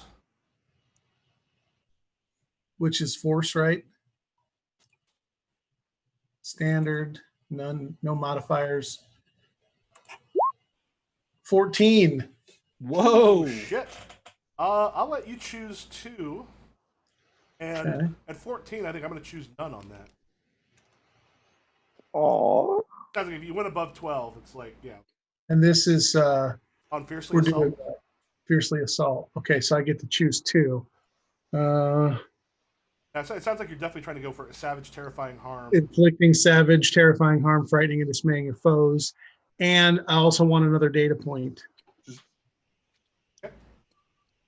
Yeah, so as it hits, you also see, as you kind of go by, it's one that you'll be able to kind of pick up here momentarily. You can see where they've got in one of this building over here. They've got some plans and some other stuff set up. That is one that you will be able to grab in a bit, or sort of on your way out, and you go ahead and add that data. Okay. And yeah, basically the people here, they have been kind of demolished because shot on the run with this stuff. So essentially, all the ones out here, it's just there's a couple sort of on the inside, as you see rum. I will just put one here. You see rum and a couple others that happen to have been inside. But the ones that you kind of look like see a condition when you. They don't have like any kind of armor or something on, like makeshift stuff. They've got shirts off. They've got like other stuff on them. Looks like they. Him and two others. I'll just come to the doorway. They came out here and you see kind of eyes wide. What do you do? I'm just going to keep barreling down the road, right? And I'm going to get. I'm taking another mortar shot at the building when I get close. At the building that holds like that building holds like the dam, and it's got a lot of the equipment. Okay, probably shouldn't do that. Yeah, like it's like And holds back a lot of the water. Right, Over the comms. Hold up, Haas. I want to try something. Okay, I'm going to pull up right here and stop and just aim the building and wait. Yeah, the rum kind of goes back around the corner. Goes, you fire that here, you destroy a whole lot that can't be replaced. We'll lose power all over the valley.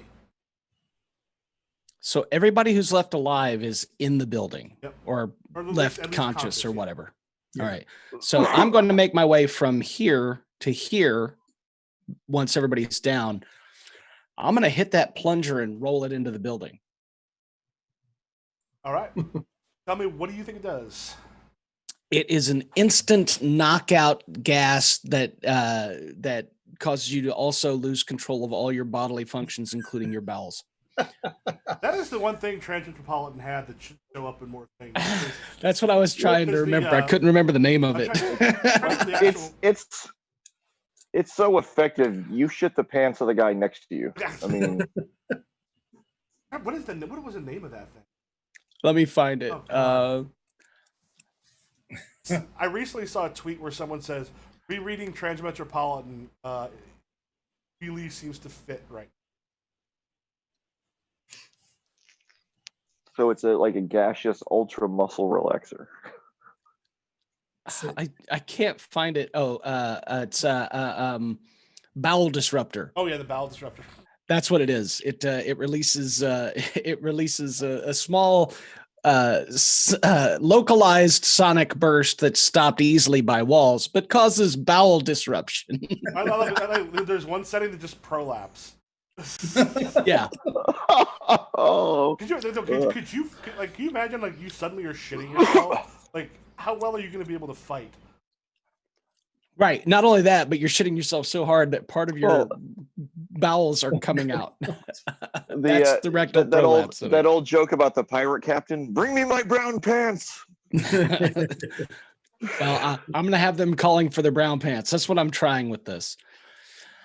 All right. So what do I do to use devices? That's lore, right? Yes. All right. So I can take one harm to roll it with advantage. Okay. So I'm going to take one harm, which leaves me drained. Yes. And what happens is that my eyes start to glow when I'm using this ability, and it causes more scarring around my eyes. So roll type is advantage, right? 13. Yes. Yeah, you get to pick 3.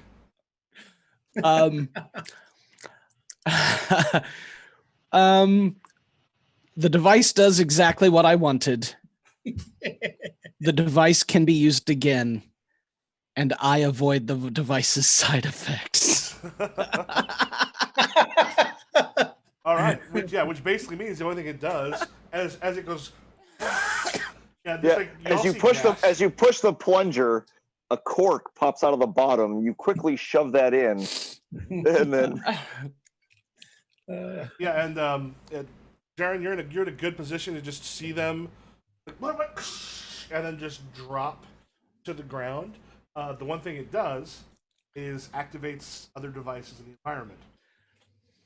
As that happens, you just hear like something starts to spin up, like deeper inside, and you see there's some lights on some of the buildings, kind of pop to life,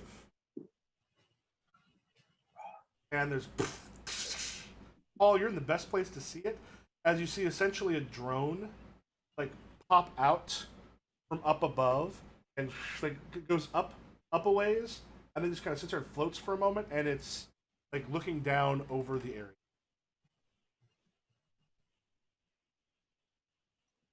All right. Let's hope that's Cam's drone. Are you in a place that you can do anything about that, either of you?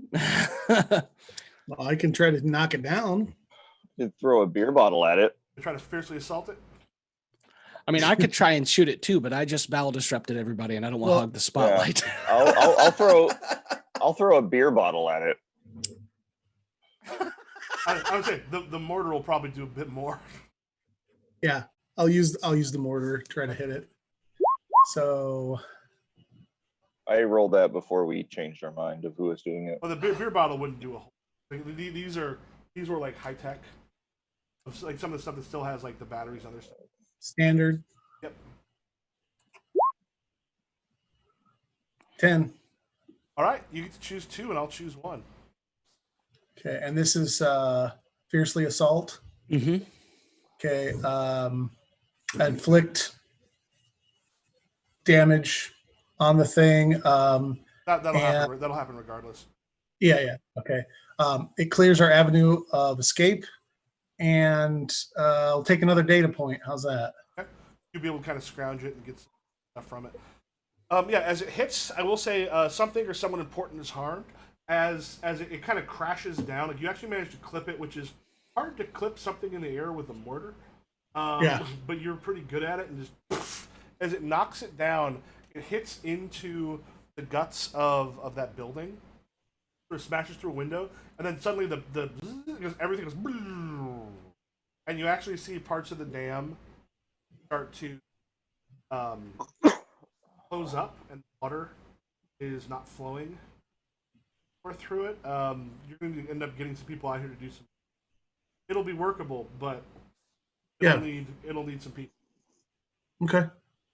That's okay. We got to clear these guys out of here. So now, are these 3 guys in here incapacitated now? Oh, they're out. Okay, so everybody here is out. They're Please. incapacitated. Yeah. Please don't shit your pants. I'm the new guy. They will make me clean it up. Throwback. All right. Well, I'm going to start rounding these guys up and cuffing them and tying them up, hog tying them, so that we can take them back and put them in jail.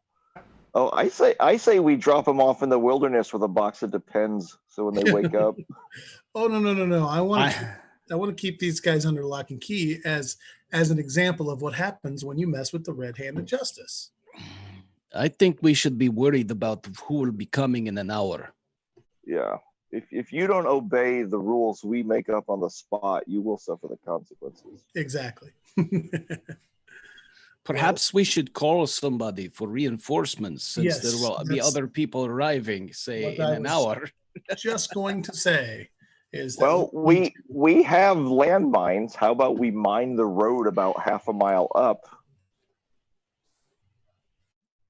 so that their caravan hits that? We don't want to do that until our people get here. But you have all terrain, right? Yeah, we do. That's true. I don't have to worry about that. Okay, so we can mine the road, and I'm going to call Cam and tell him to start getting his people here. Said we've secured the area, but there's going to be some repairs necessary, so you might want to get started on that right away. Well, and Cam's probably going to notice because at one point the power just goes. Yeah. You're like, oh, fuck. We are sorry. We are experiencing technical difficulties. Yep. We did a little damage, so we got some damage control. Yeah, because this one doesn't supply power to the entire valley. The other dam does a lot of this. But this one does feed into a lot of the stuff that's going out is costly. Yeah, and I've called for backup from my family, and we're going to need to leave a small contingent of people here to help protect it while the repairs are being done, and in case the next brigands decide they want to come back. Yeah.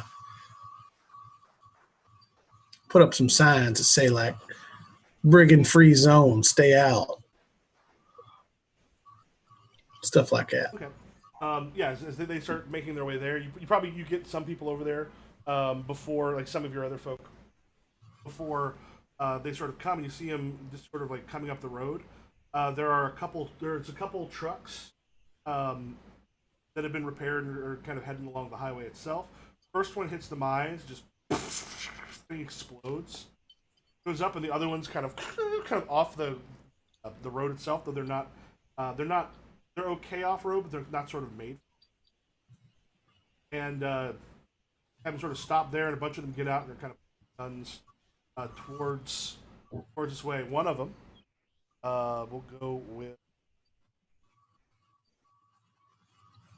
Burroughs.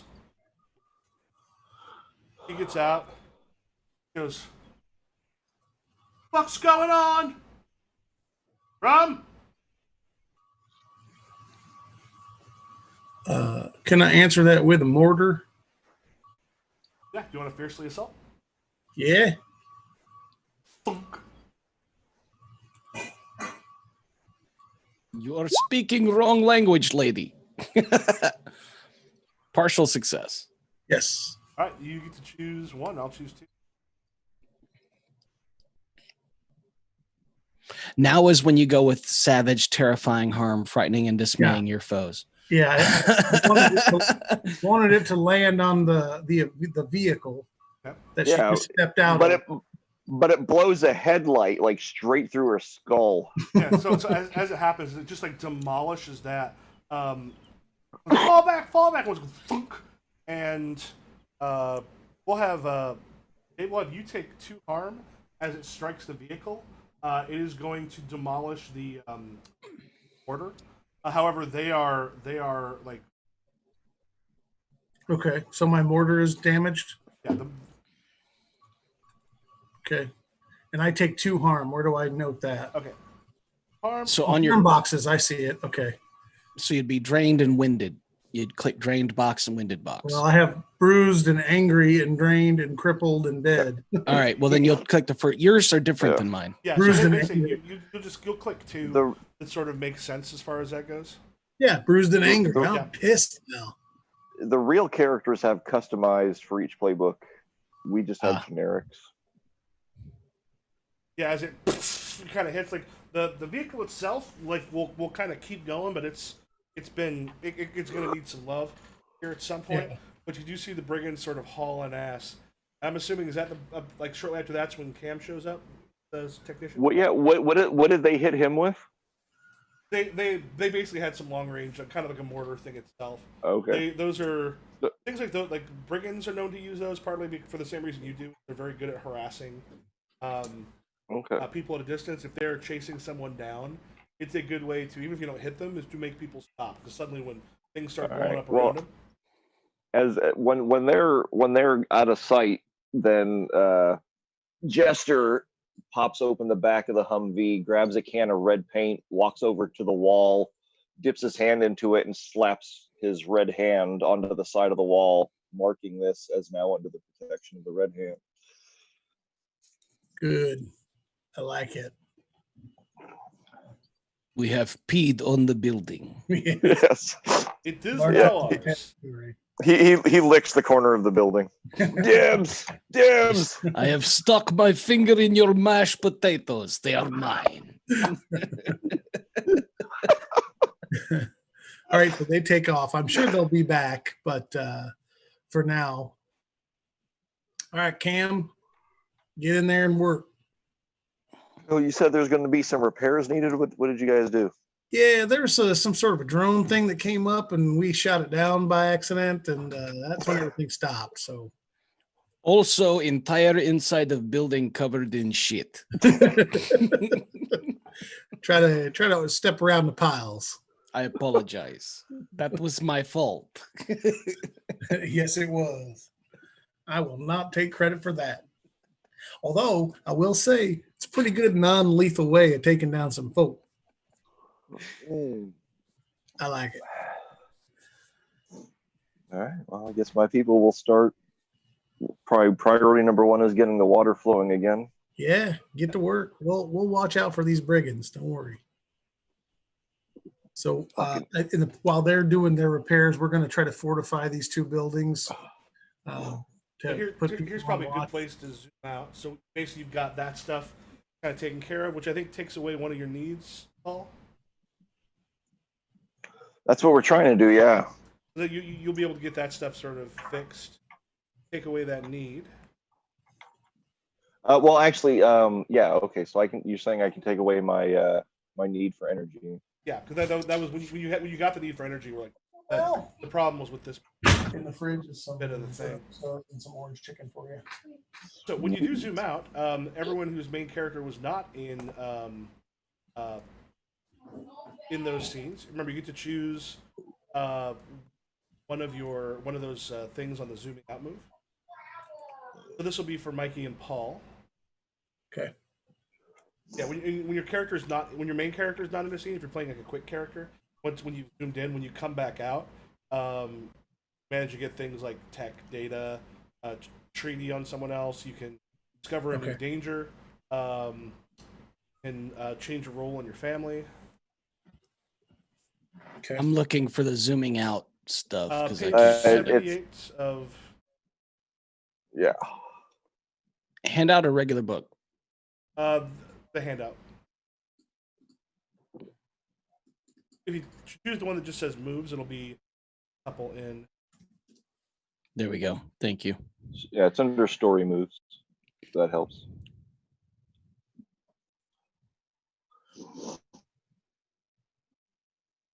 All right, so mine is going to be you help another family or faction. So with all these batteries that we don't really need, we load them up on a truck to send to 3 towns, along with the adapters that they need to actually plug them into their power net, which we happen to have a few of. So we get a treaty on them. Okay. Treaty on 3 towns? Or on, well, would it be on 3 towns or on the red hands? Well, it depends. I mean, the red hands are kind of hold up there. Do you want it to be, which one do you want it to be on? We're doing it to the red hands, and then they can distribute it as needed. Treaty on them? Ebb is going to find a new role in his family, because he went from, in the last game, he went not just a leader, but now he's an agent because he went to acting. So he's now leader and agent, right? Because you check both boxes. Yeah, and that actually, if you do that in the fiction, I mean, that's one, if you wanted, we could go back and retroactively make that. Because in the fiction... Yeah, I totally would. Yeah, in the fiction, when you reach a new thing, you just go ahead and name it. We reawoken his forgotten love of field work. Well, in that case, I'll gladly do that in the fiction, and mostly because when I click 4 boxes, I've got to get rid of him. So what does that do when I click a box anyway? So I get +1 on something? You either raise a stat or you get a new move. In addition to what I had? Yeah, no, so anytime you add another one, so you've gone from leader to agent. Marketing becomes another leader's advisor. Say a topic they're humble in. Yeah, in this case, so what you then do is you either raise the stat by 1 or you get a new move. Okay, I'm going to take the stat by 1. And then, but that happened in the fiction, so I can still pick another one? Get me closer to death? Yeah, if you want to. Rebel. He wants to expand accelerate the expansion of Cobalt Star more than the others. They're on board. Darla, Karloff, Foster, they're on board with the expansion, just not quite this fast. So he's taken 1 more. All right. So that's what he did. All right. So you're the Psy of this group. You're going to burn out fast. Yes. All right. So then, as we sort of zoom up family-wise, we can kind of take a look at what are you doing at the family scale.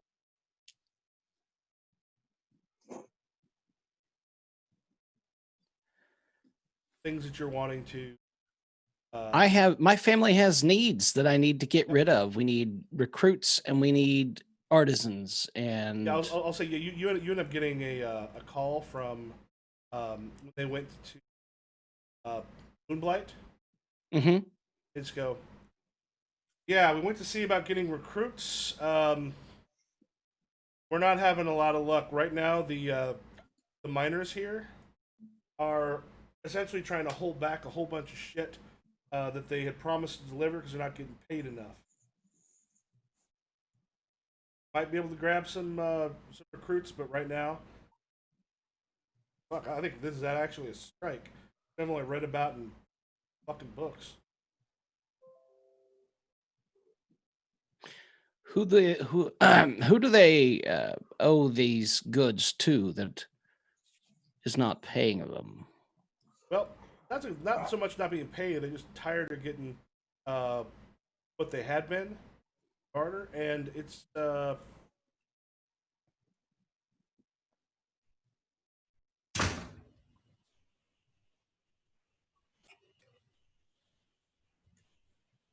people they've got some particular problems with are some of the folks in Ash Valley. Mm. Those oh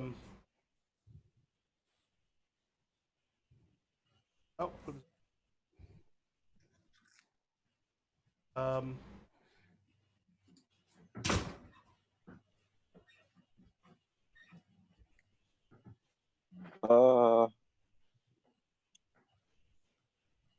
Did you add the fourth file to the drive folder? Because I'm still only seeing the original 3. I hit refresh. Yeah, I did. Or might be in the I don't know which one you're in right now. Legacy Life Among the Ruins. Let me get this care of. Okay. Yeah, Ormy Wise over at the what did I say? Ash Valley. She in particular has been having some troubles with wire over at Moonblight.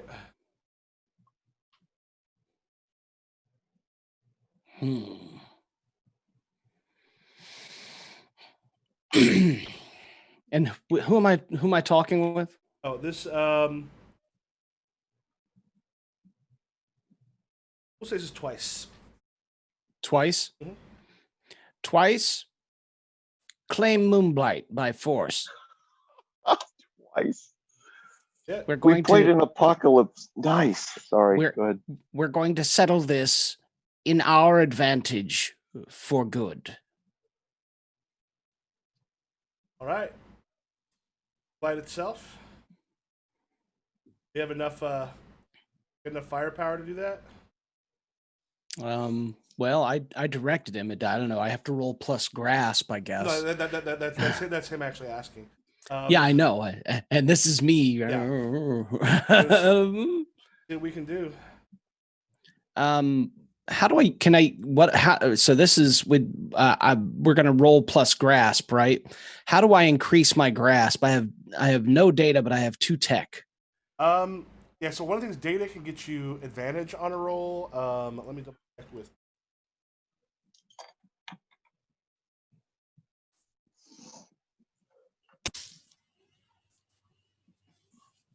I just heard breaking glass. That was me trying to think. I tried to kill a bug. Oh, it hurts. I was happy and I knew it. All right, put is a thing with expendable resources. Tech is lingering fragments. The powers it goes into how you use them.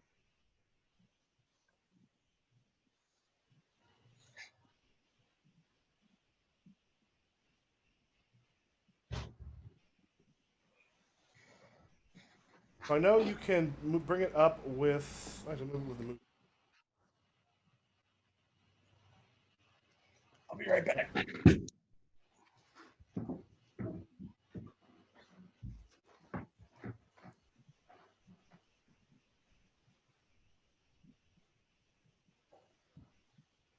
So with tech, you can power up when you boost your actions with the Marvel before. You can spend a point of tech to roll with advantage. So am I allowed to do that? Yep. All right. Well, I'm going to spend a point of tech and roll this grasp with advantage then. Yeah. Grasp, standard advantage. Because apparently, uncovering secrets just ain't working for my family. And you're wasting a tech too, because you're gonna roll 3 1s. Maybe 5. Miss. You should have had Dave roll for you. Jesus. No, well, we haven't seen how Dave rolls in the family mode yet. Dave may roll shit in family mode. You know what? I'm just not going to do any family mode shit. Yeah. What are you going to do? Nothing. Why? I'm waiting until we zoom in. What do you mean, Eb? Are you losing it? Fuck you. I'm not going to get sexual. Fuck you. If you want to go with physical dice, because he seemed to be like fucking you over. No. They're only in family fantastic. They're fantastic when we're zoomed in. When we're zoomed out. I mean, it's fairly balanced. I'll give it that. It's either really good or really shit for me. How does it know? How does it know? But Eb is like, what are we going to do while we're zoomed out? Nothing. Why? Because we're zoomed out. What the fuck does that even mean, Eb? You're losing it. Shut up. Yeah. A little bit later, so we'll actually come back to what happens there momentarily as you send some people down and send some tech for that to happen. What about the preserved red hand? Eb, you're breaking the fourth wall. I've read Animal Man. Fuck off. It's a great literary device. Grant Morrison was a genius. Animal Man ruined Stranger Than Fiction for me. Oh, did it? Is Stranger Than Fiction? Oh, it's great. I think so. It's with Will Ferrell. Yep. It's a Maggie serious Gyllenhaal. Oh, yeah. yeah. Because it got to the end. I wrote that movie in a creative writing class. Like I wrote a short story that was essentially that movie. Well, in part of Animal Man, he goes through and his character he appears several times, and at the end of his run, because Animal Man realizes in a comic. Have you read Animal Man? I'm not a lot, but familiar enough with it. He realizes in a comic, but his wife and kid are killed, Mikey. I think so, yeah. Yeah, but he realized, I'm in a comic. Nobody stays dead in a comic. I'll get them back. And he travels into hell and such, like limbo and such, trying to pull it back. And on Morrison's final issue, he meets Morrison, and he's like, "Who are you?" He goes, "I've been the one writing you. Did all this to me." He goes, "You know what? I was going to do something that people. I was going to take away everything. I was going to make it so that people coming back couldn't give the tools they have. Make it to retcon. Make it so that I was going to make actual permanent change in the character. That never happens. But my cat died. Cancer. Fed it and I gave it the medicine. I love that cat so much, and I can't do. But I'm in too much grief right now to do.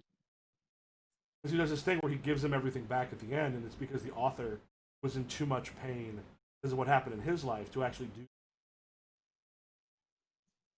And it's just really good ending. And so, but then Stranger Than Fiction was very similar, but the ending wasn't quite as poignant. Because you'd read it already.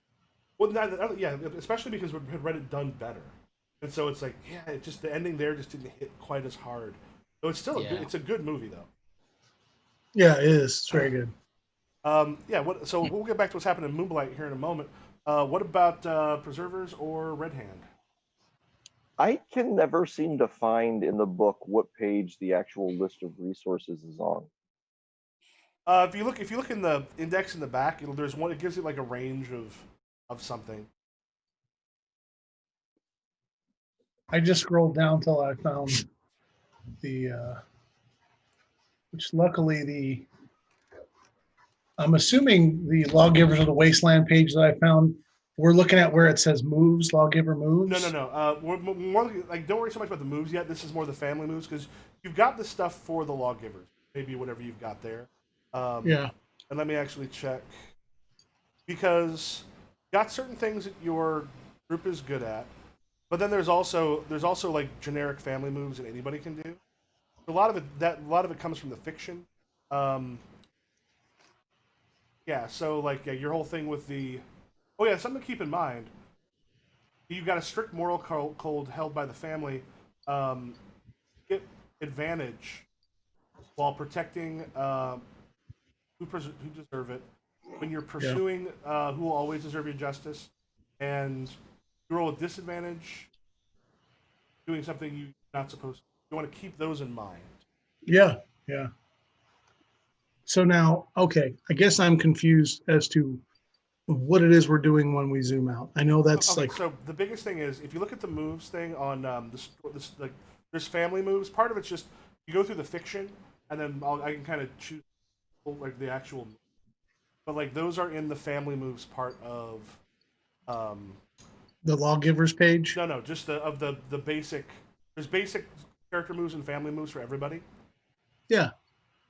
So Those- like I'm Sentinel. That's my No, right. it's That's like not it's like on page 80 something or close. Just I mean I would just here you can kind of just tell me what are the things you want to do.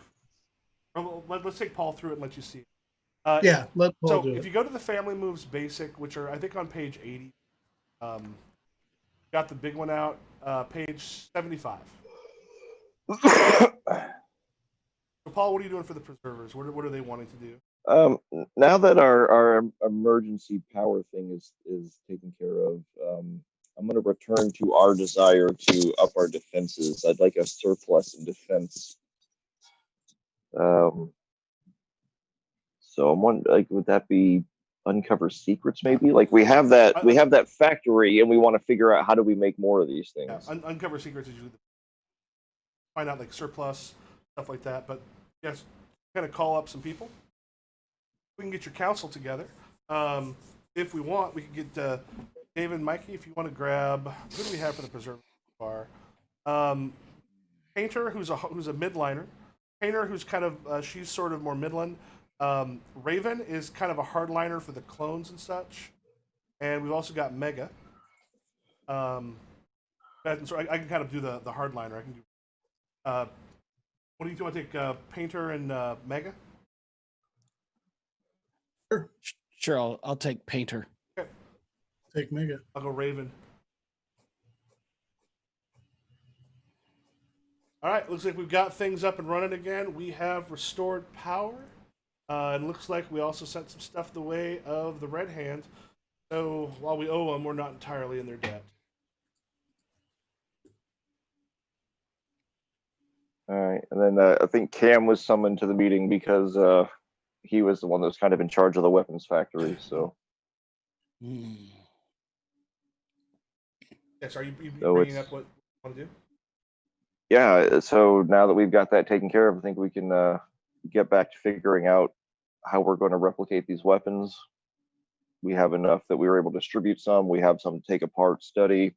We've got the equipment there that we can bring back here and start producing these, keep ourselves safe and other people in the area. Painter, Mega? I'm unsure as to the wisdom of replicating the weaponry. I worry that it will make us a target.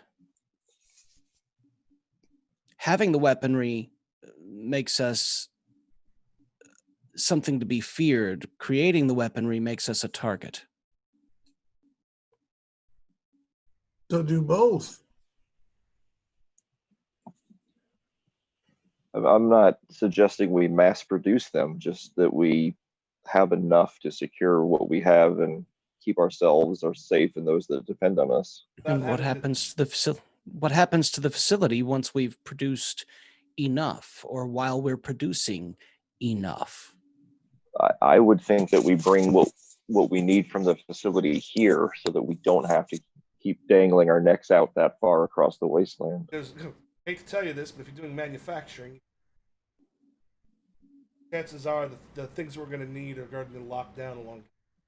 We don't tend to make those things. Maybe we reach out to some of the other groups and turn this into a group effort, and then that way it's not just us the target. There are other people involved in protecting it as well. Oh, certainly. Perhaps we'll even get on board with the Cobalt Star Trading Company. There's no way they would want to monetize this and sell these weapons to those who had perhaps used them against us. That's perfectly unreasonable to think. Well, if we're in control of the supply, we can cut them off when they start selling too many of them to the wrong people. But in the meantime, the towns in the area could defend themselves against the brigands, and then we don't have the problem that we had this morning up north. I agree that we have a need for the weapons. I just think we need an exit strategy. Once the weapons are produced, I feel that it's in our best interest to destroy the manufacturing facility completely, make it Or perhaps- unusable for anyone else. Or perhaps seal it off and reactivate the defenses until it's needed again. He looks over at Painter. He goes, Painter, your thoughts on this?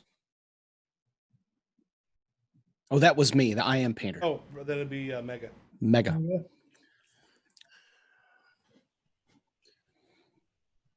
Damned if you do, damned if you don't.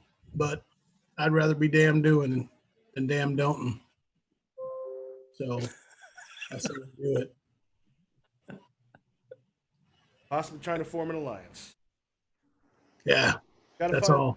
Got to find the right place to get the stuff for manufacturing. In this case, you want to make an uncover secrets roll? Yeah. Now, so the uncover secrets roll is roll plus tech or Plus roll plus plus data, data. but can I also spend data No, to you- roll with advantage? No, you actually have to spend data. You don't have to if you don't spend any it's plus data spent.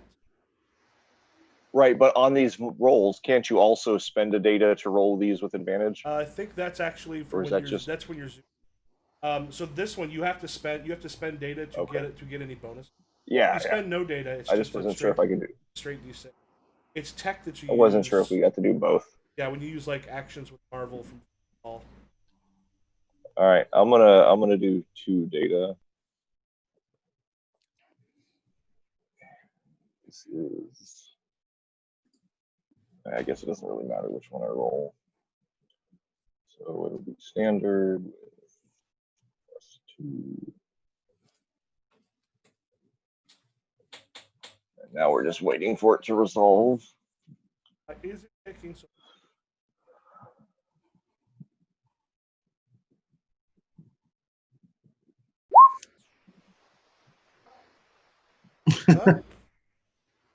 All right, so 2 things. If you want to look at the uncover secrets, you can ask a second question, or you can add the map one of a powder keg ready to explode, a place to shelter from harm, or a barrier that impedes travel.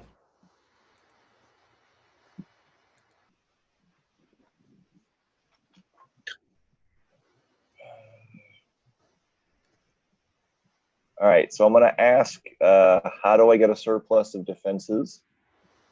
And up near the weapons facility, I'm going to add an old military bunker that can be used to shelter from harm. Up by where? The weapons facility. It's basically like a National Guard bunker. Okay. That's like a block away. Oh, in the same spot, basically. Yeah, maybe like a half square away. Yeah.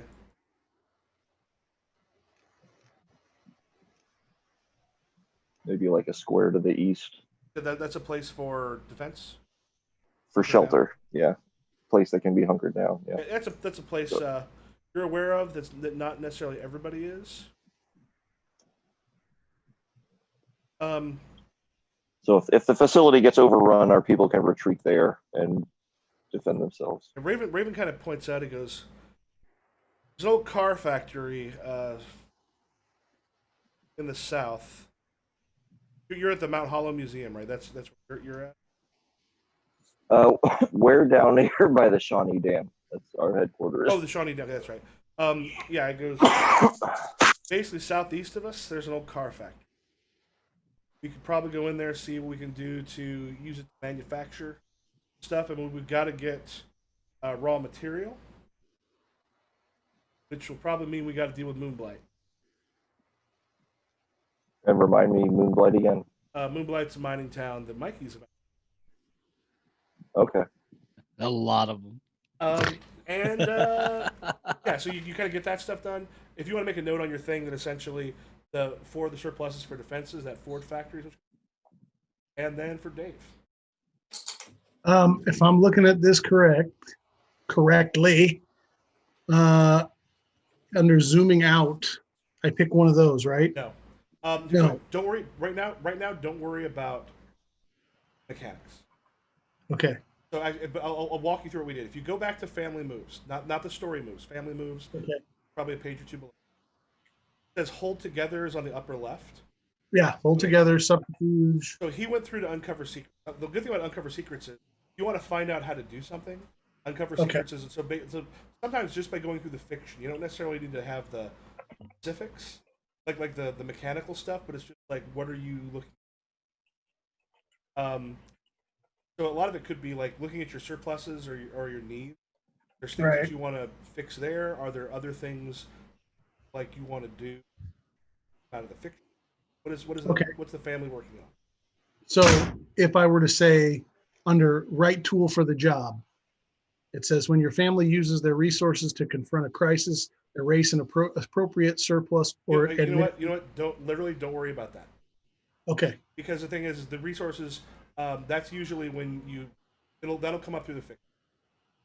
Okay. That means because of something you're doing, you end up using up one of your resources.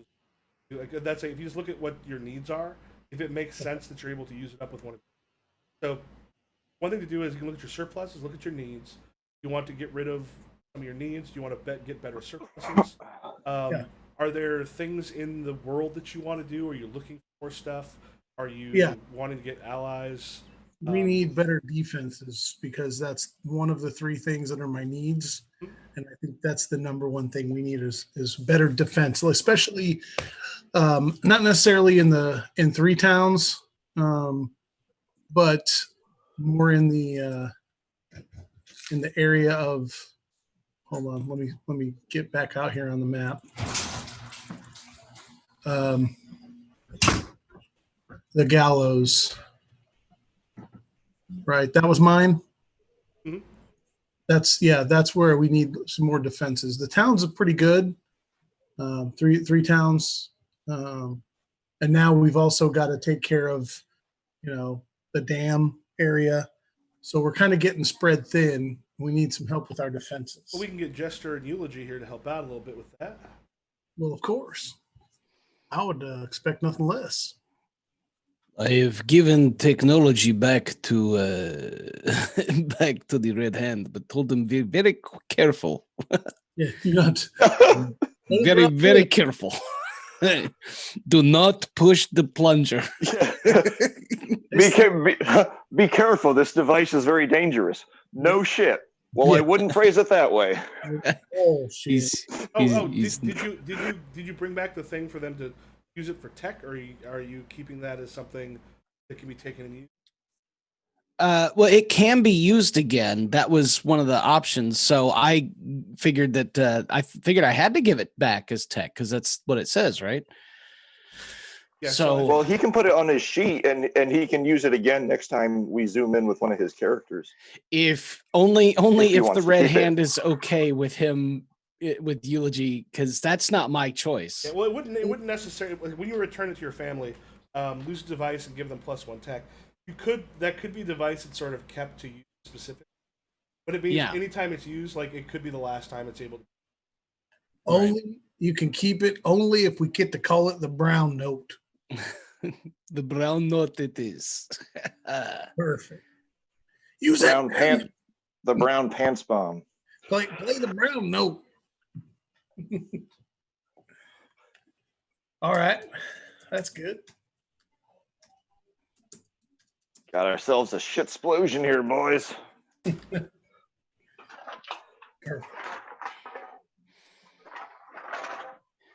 Very well. That's what I'd like to do. Where did we go? Moonblight. We head to Moonblight. Is this what? Yeah, part of it is what do you when you're talking to them about defenses? Talk to your Yeah, counsel. Yeah, we really need to shore up our defenses. We need to like make sure we got enough people in the right places with the right equipment to protect the stuff that we have to protect. And now that we have this dam place that we got, also we're getting a little spread thin. I mean, 3 towns is great, but I need some help at the gallows and up at the dam. Can I have permission to spend one of the data, Dave? Sure, spend away. Can I spend one of the data to have heard of the weapon manufacturing facility? Just to know of it? You necessarily even have to do that so much. I just figured that there would probably be a cost involved. So You probably have some loose lips in your trading network. oh, I'm sure. Loose lips. But this is eulogy, because you're talking about defenses, and so if eulogy knows of it, or if we know of it, because I don't know if we've heard of it, but if we have heard of it, that's eulogy's bringing it up. Yeah, you can you can spend it to reveal new features on the map or unexpected strengths. We'll say on this one, like stuff probably gets around. You spend it to make new stuff. We'll say you've heard it here. Yeah, well, even if you haven't heard of the plant, we could just hear, well, I heard those preservers gave those merchants a bunch of weapons recently. Maybe they got some more. I heard the preservers and the merchants went south of the Valley of the Blind recently and came back. The merchants had medicines and the preservers had weaponry. And there have been a steady trafficking of the preservers back and forth to this area. It makes one think. Because we gave some of those weapons to the shadows. Perhaps there is a deal to be struck for weaponry. Perhaps we approach the Cobalt Star. They are merchants, no? And if they know of this weaponry, they will sell and trade. True. Also, if the weaponry is of in the hands of the preservers anyway, they owe us. That is true too. So I was going to cut out the middleman and just skip that Cobalt Star people. We'll talk to Cam. Now, one of the things you can do with your treaty is you can basically take someone's surplus from them. Yeah. You call in a favor and be like, oh yeah, your surplus of this, we now have it. Which the surplus either erases a need or adds a surplus. So if someone had a surplus of defense, you could spend a treaty on them to take care of yours. You basically get some stuff from them that would take care of your need. If you don't have a need, that surplus would just trade. Okay. See, I did not know this. Well, we're going to do that then. We're going to talk to Cam and say, hey, we're taking some surplus of these weapons so we don't have so we can continue to protect the dam. Yeah, we don't have a surplus of weapons just yet. But when you do. Well, and some of it might be like, what are people's surpluses and need? I have surplus in leadership and engineering and a need in progress. I have surplus in prestige and I need artisans and recruits. I have a surplus in weaponry and transport and needs in defenses, leadership, and recruits.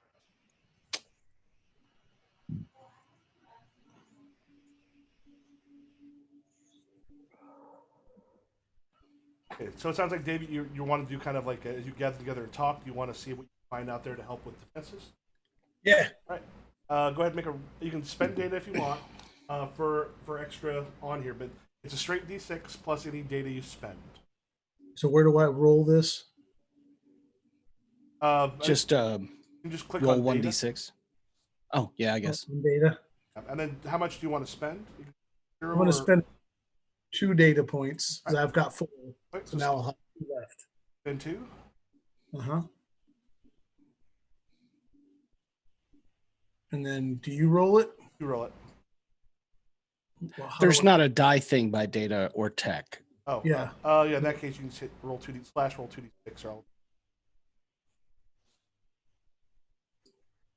or Oh, you're doing it? I can. Okay. Oh, sure. Okay, so now if you take a look at the I've been moves- steadily proper fucked by the dice every zoom out. And you guys are like, here, let's make up for it by fucking the Cobalt Star.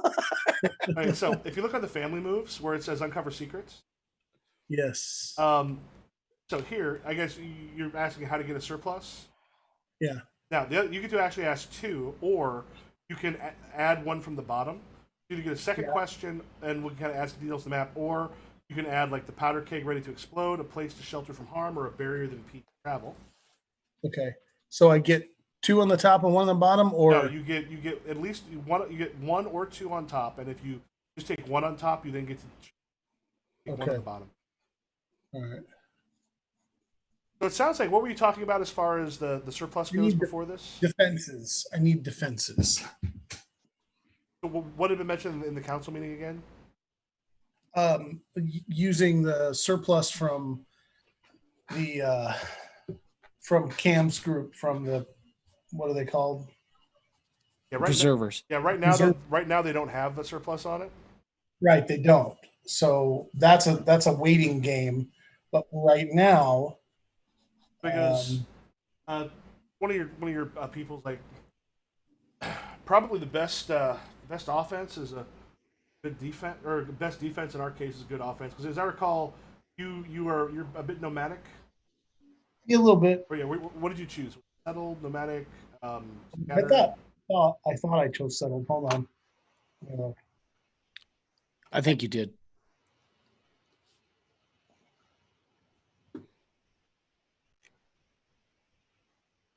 Yeah, settled and bounty hunters.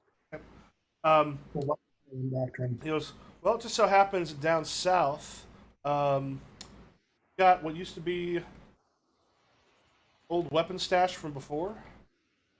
Because we've had a couple scouts look into it, but we haven't actually been able to go down and take care of it yet. He goes, that might be a good place to go and take a look to get our defenses up.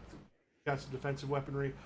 Most of the stuff that you use for point, shoot, and fire has been taken, but there's other stuff down there. We have a decent chance of finding stuff if we go. And what do you want to do for your second? Are you going to take another one of those questions, or do you want to add something to the map? I think I'm going to add something to the map, and that would be a place to shelter from harm. Okay. Where do you want to put that? What is it? Let me get here again. I'm really struggling with being able to see everything on the map. I keep zooming in and out. All right. So if we're going between 3 towns and a gallows all the time, I want to put something here or on the Rust Road, like along somewhere where we can shelter the storm, so to speak. So maybe like an outpost. Yeah. Red Hand outpost. And that weapon, I'll make sure that weapon stash from before shows up for everybody. Old Ford Factory, was that it? Or Well, there's Old Ford Factory was one of the ones that Paul heard about. I see it. Yeah, so you got an outpost that's there between that you can have people sort of take shelter at if necessary in between there in 3 towns. Yeah, so he goes, we check out that weapon stash, we should be able to hopefully find some stuff in there that'll be useful. Then we kind of cut back to the to Ebb, and the comm goes off, but the voice is not one that you recognize. I have anything with Moonblight. Or Wire goes, yeah, that's a Wire. Which one are you? Which one of you Cobalt Star am I talking to? Fire and Moon. This is Ebb Tumblin. I am the Cobalt Star. Well, Cobalt Star, you fucked up, and we right now been trying to take us out, been captured.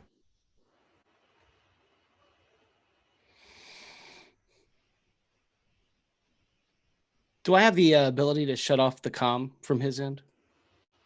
You can shut it off from your end. Yeah, but do I have the No. ability to disable his? All right. No. What do you want? Got some people in here. We don't know if Ash Valley sent you, because I'm afraid. Were you using a new person, or do you want to use Hatchet again? Hatchet's one of your runners. It wasn't Hatchet. Okay. Yeah, we'll go. How about you sent Q? Uh,